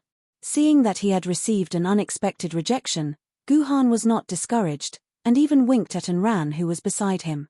F***CK. Why would I do such a thing? Thinking back to what Guhan had secretly told him just now, Anran was extremely unwilling. She was a lady from a noble family, a beautiful girl with a bright and beautiful face. How could she do such a shameless thing? Anran stood on the spot, extremely hesitant and conflicted. Seeing this situation, Ming Yu unceremoniously poked Anran's back. I understand. Seeing that big sis had sacrificed herself without hesitation, Anran couldn't help but feel sorrow in his heart. His legs went soft, and he knelt on the ground, hugging Xuefeng beside him. His tears fell uncontrollably, like a waterfall, pouring down from his eyes. Miss Xuefeng, Enran, I'm so pitiful. Enran hugged Xuefeng's arm tightly. Miss Xuefeng, Enran's neighbor's father's grandfather has a terminal illness, and is about to die. Miss Xuefeng, please do a good deed and save Enran's family. He is a good person who watched Enran grow up. Xuefeng. I don't know how to treat illnesses. Xuefeng was hugged by Enran, and was at a loss for what to say. Miss Xuefeng, you don't know, but the doctor said that as long as we succeed in our crusade, we will be able to obtain a special medicine to treat this terminal illness. Miss Xuefeng, you are a merciful living bodhisattva, please let us go and be our captive. Speaking of which, was a terminal illness with a special medicine still a terminal illness? After all, Xuefeng was still a kind-hearted child who pursued peace. Being hugged by Enran who was crying to death, he immediately felt unwell. His originally unyielding and firm attitude also gradually showed signs of relaxing. Sneakily, Mingyu moved closer to Guhan's ear and whispered worriedly, "Hey, Enran's acting is so terrible, is it really okay?" "It's fine, this child is silly, I can't tell. As long as Enran cries, that's enough." Guhan replied shamelessly, "I didn't expect Enran to have the ability to cry. You don't know, this was trained by a Ning when she was young. Just based on her crying skills, her parents have never rejected any of her requests." Ming Yu of that year said proudly, "It's not like you're the one crying, what are you so proud of?" "Very good, Snow Wind's attitude has loosened. It's time for King Kong to make his move." Ji Han then took small steps to King Kong's side and gently nudged her waist, indicating that it was her turn to make a move. King Kong pressed the 5 packs of spicy strips in his clothes and tried his best to put on a fake sad expression as he said to Xiefeng, "Sister Xiefeng, look at this little girl. She's so pitiful. She did so much for a neighbor who had nothing to do with her illness. It's so touching. Let's help her. Look, I took the initiative to be captured by them." King Kong cleverly explained why he was captured. But, Xuefeng promised Xuelong. Xuefeng must keep his word. Xuefeng was still unwilling to be captured.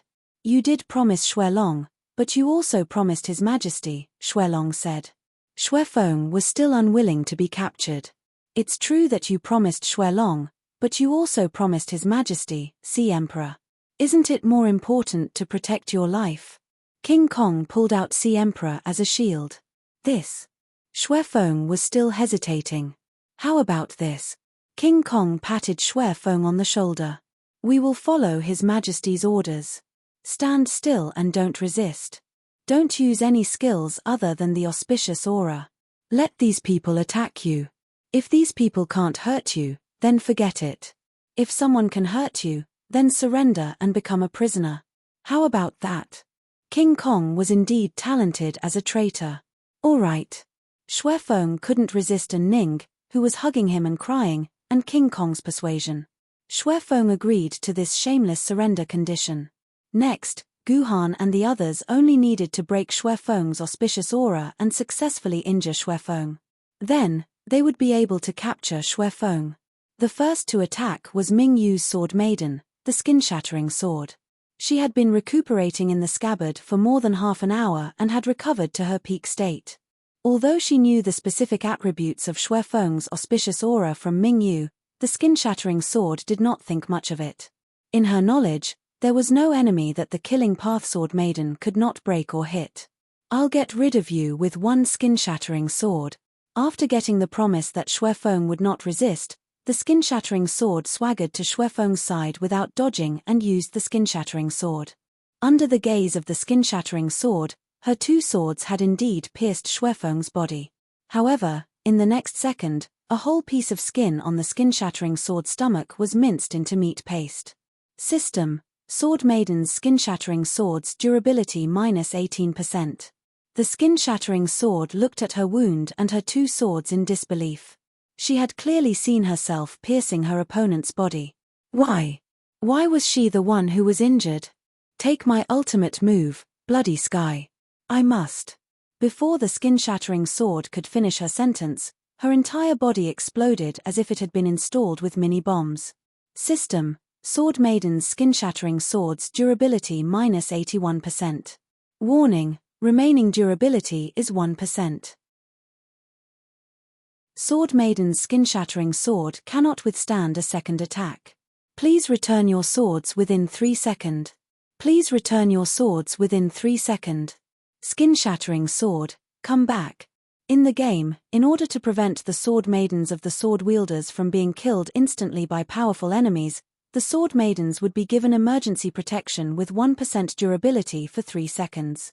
They would give the Sword Ladies a 3-second emergency protection with 1% durability.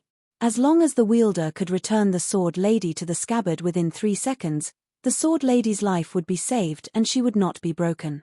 Hence, the skin-shattering sword that had just recovered returned to the scabbard to recuperate after being active for less than 30 seconds. Seems like this auspicious aura is completely immune to normal attacks. Crimson Blood Demon, use layers of shadow later. The next to attack was a Ning's Sword Maiden, the Crimson Blood Demon. After witnessing the tragic story of the skin-shattering sword, a Ning rationally put away the thought of letting the Crimson Blood Demon use normal attacks. Instead, she let the Crimson Blood Demon use her ultimate move, Layers of Shadow. Ultimate skill, Layers of Shadow. The Crimson Blood Demon will split into 4 clones. Each clone has half of the Crimson Blood Demon's HP and half of the Crimson Blood Demon's attack power. After appearing for 10 seconds, the Crimson Blood Demon will immediately explode, dealing 5 times the damage of its attack power to surrounding enemies. Consumes 30% durability and 1000 sword chi. Cooldown, 5 minutes. The Crimson Blood Demon's trace skill was an AoE skill that self-destructed. Moreover, the Crimson Blood Demon did not need to engage in close combat. Hence, after the Crimson Blood Demon used her ultimate skill, she ordered the 3 clones to surround Snowgale while she ran for her life away from Snowgale. The further away she was from Snowgale, the better. According to a Ning, since she was so far away from Snowgale, it was impossible for the Crimson Blood Demon to return to her, right? 10 seconds later, the Crimson Blood Demon was more than 500 meters away from Snowgale. Meanwhile, her 3 clones could no longer suppress their blood chi and exploded at the same time. Unlike the explosion of the shipgirl's cannon, the Crimson Blood Demon's self-destruction did not cause any movement or sound. There was only a huge burst of blood mist in the air. Then, like an atomic bomb, it formed a beautiful mushroom cloud. However, the mushroom cloud was not next to Snowgale. Instead, it was next to the Crimson Blood Demon, who was thought to have escaped far away, 500 meters away. System: Crimson Blood Demon's durability has been reduced to 99%. Warning: remaining durability is 1%. Crimson Blood Demon is unable to withstand the second attack. Please withdraw your sword within 3 seconds. Please withdraw your sword within 3 seconds. Crimson Blood Demon Sword, game over. Crimson Blood Demon Sword material, Demon Iron origin, natural, Tang Dynasty, rare, level, treasured sword, unable to advance, rarity, first grade, upgradable, sword Dao, demonic path characteristics, cold and merciless. For every 10% durability lost, the attack ratio increases by 0.05. Awakening, awakened. Form, Sword Maiden form. Sword wielder, Peaceful Lake. Deep sword mark, 9 carvings. Damage, Sword Maiden form 0. 041 sword form 0. 053, defense, Sword Maiden form 0. 38 sword form 0.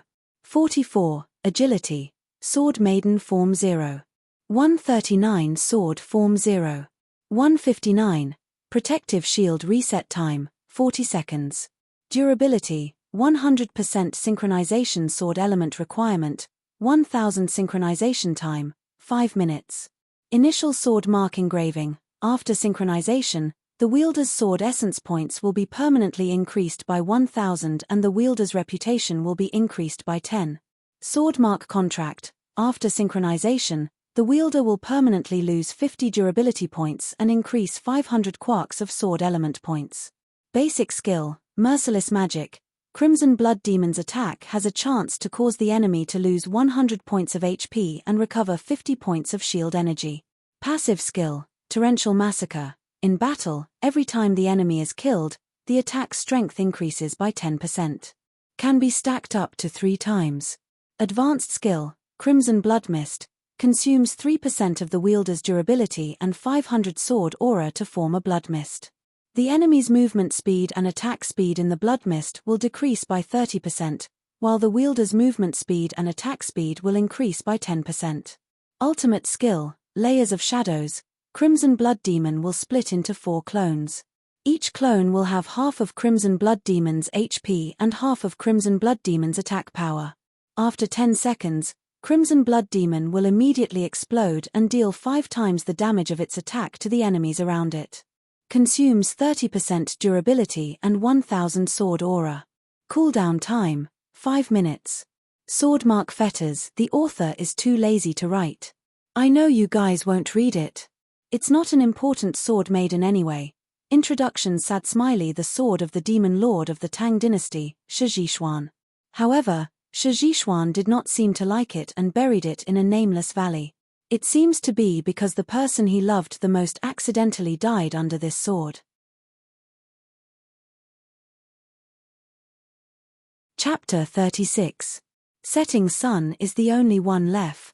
Following the defeat of the Scarlet Blood Demon and Jin Shan, the only one who could hurt Xuefeng now was Setting Sun, the famous sword-rank sword maiden. As a sword maiden of a higher realm, Setting Sun's power might be able to break through Xuefeng's auspicious halo. Back then, Mingyu drew Setting Sun from her scabbard and infused her sword essence into her sword. Starlight flashed, and Setting Sun's figure appeared in the Jinyuan Garrison punitive mission map for the first time. I, Setting Sun, am willing to strike down all the light in the world for you. Greetings, Lady Mingyu. As soon as Setting Sun appeared, she knelt before Mingyu with a standard knight salute. She wore the armor of a general of the Han dynasty, and it was especially dazzling. In the world of thousands of sword maidens, Sunset Sun was famous for having a good reputation. She was loyal, reliable, loved the weak, was eager to help others, generous, and treated others kindly. She was an excellent knight who abided by the 8 honors and 8 disgraces. Are you Setting Sun's opponent? After receiving Mingyu's order, Setting Sun walked to Xuefeng with an apologetic expression. Setting Sun feels deeply remorseful that I had to attack such a cute child. However, since this is an order from a close friend, Setting Sun will definitely carry it out. I'm sorry, little Xuefeng. Setting Sun's apology was sincere. However, when Xuefeng heard the word little Xuefeng, the usually expressionless little girl's eyebrows twitched uncontrollably. Oh no. Seeing this, Guhan felt bitter. I forgot to remind them that Xuefeng hates people calling her little Xuefeng. I hope this Setting Sun won't end up too badly. If I have to make a move, then Setting Sun will only use 1 strike. Little Xuefeng, please receive Setting Sun's hatred of the Golden Crow. The blade in Setting Sun's hand instantly ignited with a weak golden flame. However, this weak flame should not be underestimated. This was the flame of the legendary divine bird of the sun, the Golden Crow. Even the outer layer of the flame had already reached 6,000 degrees Celsius, the same temperature as the surface of the sun. Ultimate skill, Flames of the Golden Crow. The Setting Sun Sword Maiden activates the power of the Golden Crow in her body, forming a flame that can burn everything. All creatures that come into contact with the flames will receive a fixed damage of 500 points per second, regardless of their tier. Damage dealt to creatures with the frost, darkness, and chaos attributes will be doubled. Duration, 15 seconds cooldown, 30 minutes if it is the setting sun. It can definitely hurt this snow wind. Seeing the Golden Crow fire on the blade of the setting sun sword, Mingyu of the past suddenly said. Why do you say so? Guhan asked. Because the setting sun's Golden Crow fire has fixed damage that ignores cultivation level. Back then, Bright Moon's eyes were filled with confidence. Fixed damage means that it ignores defense, resistance, rebound, and everything that can stop it from burning. Even if the Emperor's sword was here, it would definitely receive 500 points of damage after taking a blow from my setting Sunday. How could a mere halo of wind block the setting sun's golden crowfire? That sounds reasonable. Guhan patted Bright Moon's shoulder. His face that was covered in fat scars moved closer to Bright Moon's fair and flawless face. How about we make a bet? I bet that your setting sun will not be able to hurt a single hair on the snow wind. What do you want to bet? Being so close to Guhan, Bright Moon's face suddenly blushed. For some unknown reason, Mingyu's heart began to thump wildly, as though she had returned to her teenage years. How about 100,000 RMB? Guhan opened his mouth and asked for 100,000 RMB. There was no other way. Right now, Guhan was too short of money. If he wanted to crazily increase his sword essence points, the fastest way was to spend a huge sum of money to buy tradable sword essence pills from the auction house. If he wanted to become an ancient sword wielder in reality, he had to obtain 9,000 quarks of sword essence in the game. If he relied on sword essence pills to obtain these 9,000 quarks, he would need to spend tens of millions of RMB. I do have 100,000, but what are your stakes? Bright Moon of that year replied while trying her best to calm her blushing face. How about the secret manual of Heavenly Sword? Of course. However, if you put it in the auction house, it would be worth at least 1,000,000 RMB. Are you sure you want to bet with me? Yes, so you've earned it. Hurry up and make your decision. Your setting sun is about to attack. Deal. Setting Sun, who was standing opposite the snow wind, had no idea that her sword wielder had shamelessly used her as a gambling partner and made a shameful monetary deal with Guhan. She was concentrating all of her willpower on the blade of her sword, wanting to make the most perfect strike. Take this.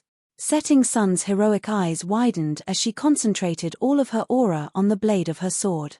The blade drew a perfect arc in the air and finally hit the snow wind's chest. Success. Bright Moon revealed an expression of extreme joy. This time, Setting Sun's sword did not inexplicably slash back at her. Instead, it had truly struck the snow wind's body. This meant that Setting Sun had indeed hit the target. Excuse me. Setting Sun elegantly sheathed her sword. Little Snow Wind, please abide by your agreement with Lady Bright Moon and admit defeat. What? Snow Wind's voice was calm and innocent, as though he did not know what had happened. What are you asking? Setting Sun frowned. Setting Sun hit you. Please be like a knight and abide by your promise, Little Snow Wind. Did you hit the Snow Wind? Snow Wind asked in confusion. Look at your body, Little Snow Wind. My golden crow fire is still burning on your body. Setting Sun was right. At this moment, a golden crow fire was burning happily in the snow wind's chest. This was proof that Setting Sun had hit the snow wind. Fire did not touch Snow Wind. Snow Wind said word by word. This is not possible, my golden crow fire clearly.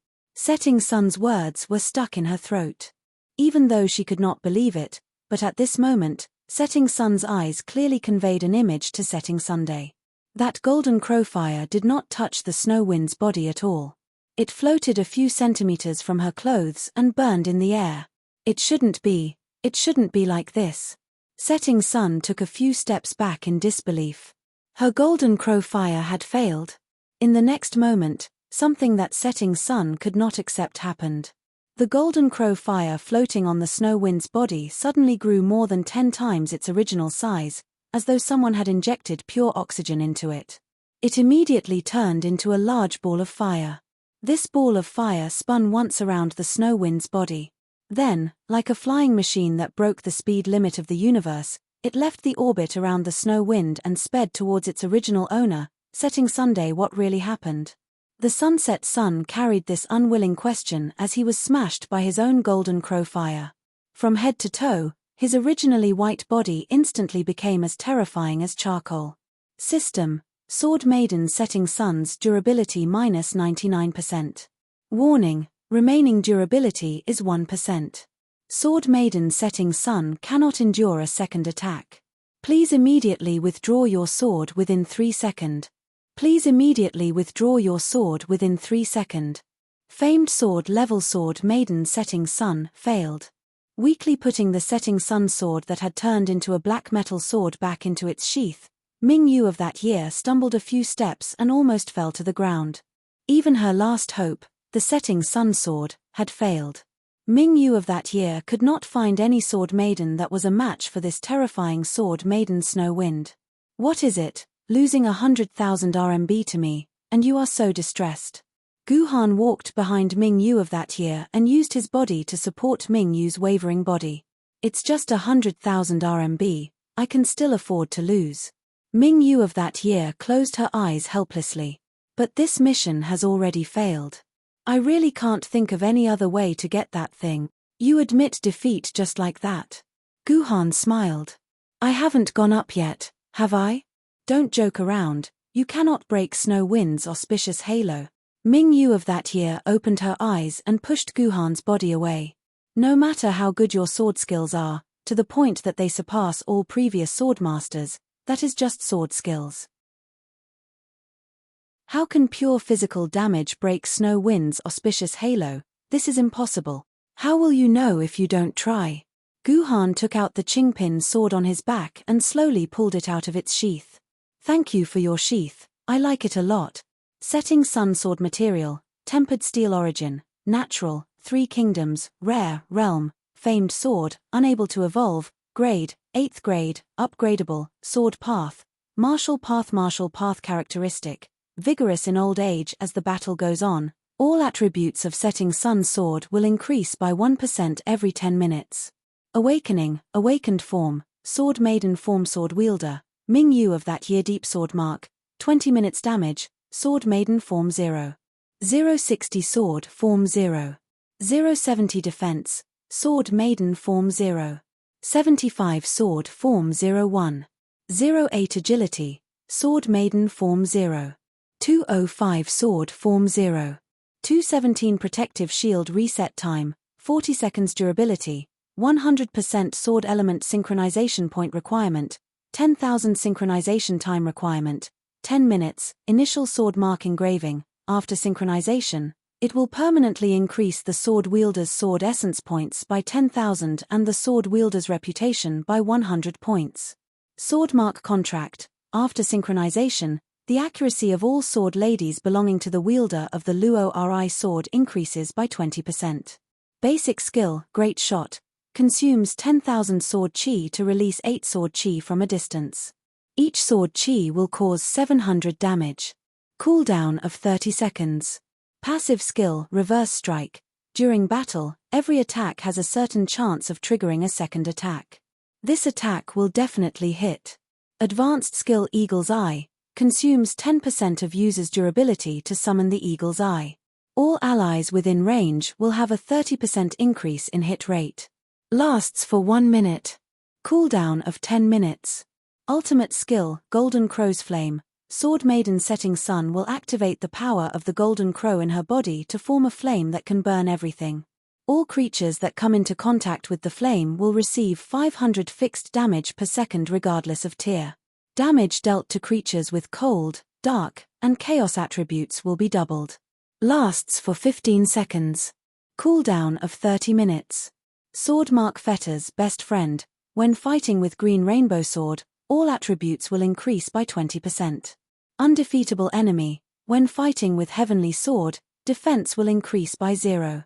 5. Meet the Lord. When fighting with dual swords, Vigorous in Old Age effect will increase by 100%. All attributes will increase by 1% every 5 minutes. Ruling the World. When fighting with Zhongmao Sword, skill cooldown will be reduced by 30%.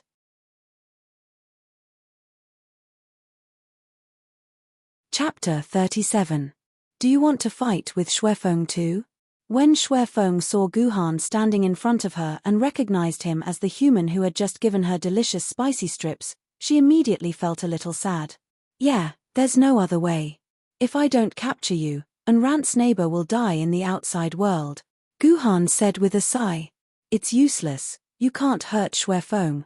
Xuefeng shook her cute little head and said gloomily, do it. Gu Han nodded and walked to Xuefeng's side. He patted her cute little head and said, I really can't bear to hurt you, little sister Xuefeng.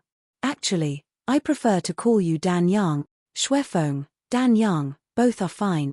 To be honest, Xuefeng didn't really like others calling her Dan Yang. Hey, stupid human, give up. You can't hurt Xuefeng. Seeing that Guhan did not make a move, King Kong immediately muttered, if you hurt Xuefeng, I, King Kong, will be your horse. I'll do it now. You don't have to worry. Guhan waved at King Kong, then turned around and faced Xuefeng with his back. Guhan's actions made the group of onlookers very strange. What was going on? Why was he facing Xuefeng with his back? Everyone wished that they could grow a dozen eyes and stare at Xuefeng's every move, successfully attacking Xuefeng's body. Why did Guhan turn his back and not look at Xuefeng's movements?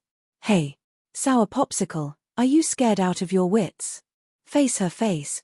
Face her face, you bastard. Song Hammer yelled, trying to get Ji Yu Han to turn around. What an idiot. And Ning mocked without holding back. However, she wasn't mocking Guhan, but a certain loud fellow. Don't argue anymore. I think that the commander must have a deep meaning for doing this. Bright Moon stopped Song Hammer and Ning's quarrel. After thinking for a while, an idea instantly jumped into Bright Moon's mind. I understand. Bright Moon clapped her hands and said excitedly, I understand. I understand now. Big sister, what did you understand? Tell us. Song Hammer asked in confusion. Can't you see? Actually, this snow wind didn't rely on some **T halo to dodge our attacks, but an illusion, Bright Moon said with certainty. Illusion? Song Hammer and Ning looked at each other, as if they had comprehended something. That's right, it's an illusion. The snowy wind looks like it's right in front of the sword ladies, and the sword ladies look like they're stabbing at the snowy wind, but it's all fake. The snowy wind has confused their eyes and senses, that's why they ended up hurting themselves. The more Ming Yu explained, the more excited she became. Back then, Ming Yu's words had moved Song Hammer and Ning, and they had also been convinced by this explanation. Big sister is right. I also understand now. That is indeed an illusion. Song Hammer yelled, that's why Sour Popsicle turned his back to Blizzard. That's because Blizzard's position is fake. It's all fake. Who knows, Blizzard might be right in front of Sour Popsicle at this very moment. But, how did the military governor know that Blizzard's real position is in front of him? And Ning asked in confusion. You don't know this. When Sour Popsicle taught me how to practice the sword, he told me to never trust my eyes and brain. I have to trust my sword. Your eyes and brain can lie to you, but your sword won't. Song Hammer used the tone and attitude of a homeroom teacher to educate Ning. It was rare for Ning to not refute Song Hammer. Instead, she asked, what do you mean by that? Can you explain it? Cough cough. I haven't understood it yet, but Sour Popsicle said that I have good comprehension. I'll be able to understand it in my next life. Most people won't be able to understand it even after 10 lifetimes. Song Hammer's words made Ning roll her eyes. She must have been blind to think that this stinky toad could understand such a profound principle. Don't talk. Look, the military governor is about to make his move. Back then Bright Moon said excitedly. At this moment, Guhan, who had his back facing Blizzard, had already raised his sword high up in the air. Do you also think that Blizzard used an illusion? Suddenly, Blizzard, who was behind Guhan, asked. Idiot, your voice is too loud. Xuefeng heard it. This is bad, Xuefeng is on guard. The Admiral's plan has been completely destroyed by you. And Ning stomped on Song Hammer's foot hatefully. Song Hammer, shut up, don't talk. You have to believe in the military governor's ability. Back then Bright Moon seemed to have become a fan of Guhan. No, you didn't use an illusion. Guhan shook his head and said with certainty, I know that your real body is there. There is no illusion. Then why? Why did you turn your back to Blizzard? Blizzard's cold face finally showed a hint of confusion. Can you come closer? I'll tell you if you come closer. Guhan was like a wretched uncle who was seducing little girls with lollipops. Logically speaking, little girls usually had no resistance to a wretched man's lollipops. Therefore, Blizzard obediently took a few steps forward and was less than a meter away from Guhan. It's still a little far. Closer. Guhan continued to seduce Blizzard. Is this okay? Blizzard took another step forward and was less than half a meter away from Guhan. One more step, one more step. Under Guhan's seduction, Blizzard unconsciously took another step forward, causing Blizzard's flat chest to almost stick to Guhan's back. I can't go any closer. If I go any closer, I'll touch you. Blizzard frowned. Okay, that's enough. I'll tell you why I have to turn my back to you. Guhan said this with a smile. However, the next second, the Qingpin sword that he had raised high suddenly slashed down violently. It hurts. It hurts. It hurts. Intense pain suddenly surged into Blizzard's brain. She staggered a few steps back, and her small face scrunched up in pain. She clutched her stomach with one hand, and from the gaps between her fingers, a steady stream of fresh blood flowed out. Blizzard was bleeding. She was injured. System. Blizzard -267. The system notification that Blizzard was injured appeared. This meant that Blizzard was really injured, even though the damage was nothing compared to Blizzard's tens of thousands of HP. Blizzard, are you okay? You're really injured. King Kong, who had been watching from the sidelines, rushed up and hugged Blizzard's body. Seeing that her stomach was still bleeding, King Kong felt terrible. She did not expect that Blizzard, who had been through countless cruel battles in the Warship Girl world without suffering a single injury, would be injured for the first time in her life here, and bleed for the first time in her life. It's okay, Sister King Kong. Blizzard is so happy. Blizzard is really happy. Blizzard frowned in pain, but there was an extremely contradictory and joyful smile on her face, a smile that came from the bottom of her heart. Blizzard, you idiot. What's there to be happy about after being stabbed? King Kong was puzzled. Had Blizzard been beaten silly? Sister King Kong, you don't know. Actually, every time I saw you fight against the welfare fleet, every time I saw you shed your blood for the Sea King, Blizzard envies you. Envies that you can get injured, bleed, and feel pain. Unlike Blizzard, who only causes her teammates to bleed and get injured, but has never experienced the same pain as you. Blizzard spoke the truth that she had been hiding in her heart for a long time. I didn't expect that Blizzard would experience the same pain as you did here for the first time. That's why Blizzard is so happy that she can experience it. Blizzard is finally no longer the Warship Girl who only causes others to bleed and get injured. After saying this, Xuefeng closed his eyes with an unprecedented sense of satisfaction that he had never felt before in his life. Don't overthink it. 267 points of damage was not enough to kill Blizzard. She was just a little tired. However, just as Xuefeng closed his eyes to rest, another wailing sound suddenly rang out. Sour Popsicle, what's wrong with you? Are you okay? Are you going to die? Military Governor, why are you so stupid? Why are you so stupid? Mr. who is also called Admiral, what happened? Why is he dying? Blizzard quickly opened her eyes and asked King Kong. Well, you'll know when you see for yourself. With the help of King Kong, Xuefeng straightened his body and looked in the direction of Jiyu Han. Xuefeng was instantly stunned. Guhan had already knelt on the ground. His head was deeply lowered, and he was buried in the arms of Mingyu, who had come to rescue him. His clothes were completely soaked in blood. Half of the Qingpin sword had pierced through Guhan's back. It was covered in blood, some from Guhan, and some from Blizzard. King Kong, remember to be my horse.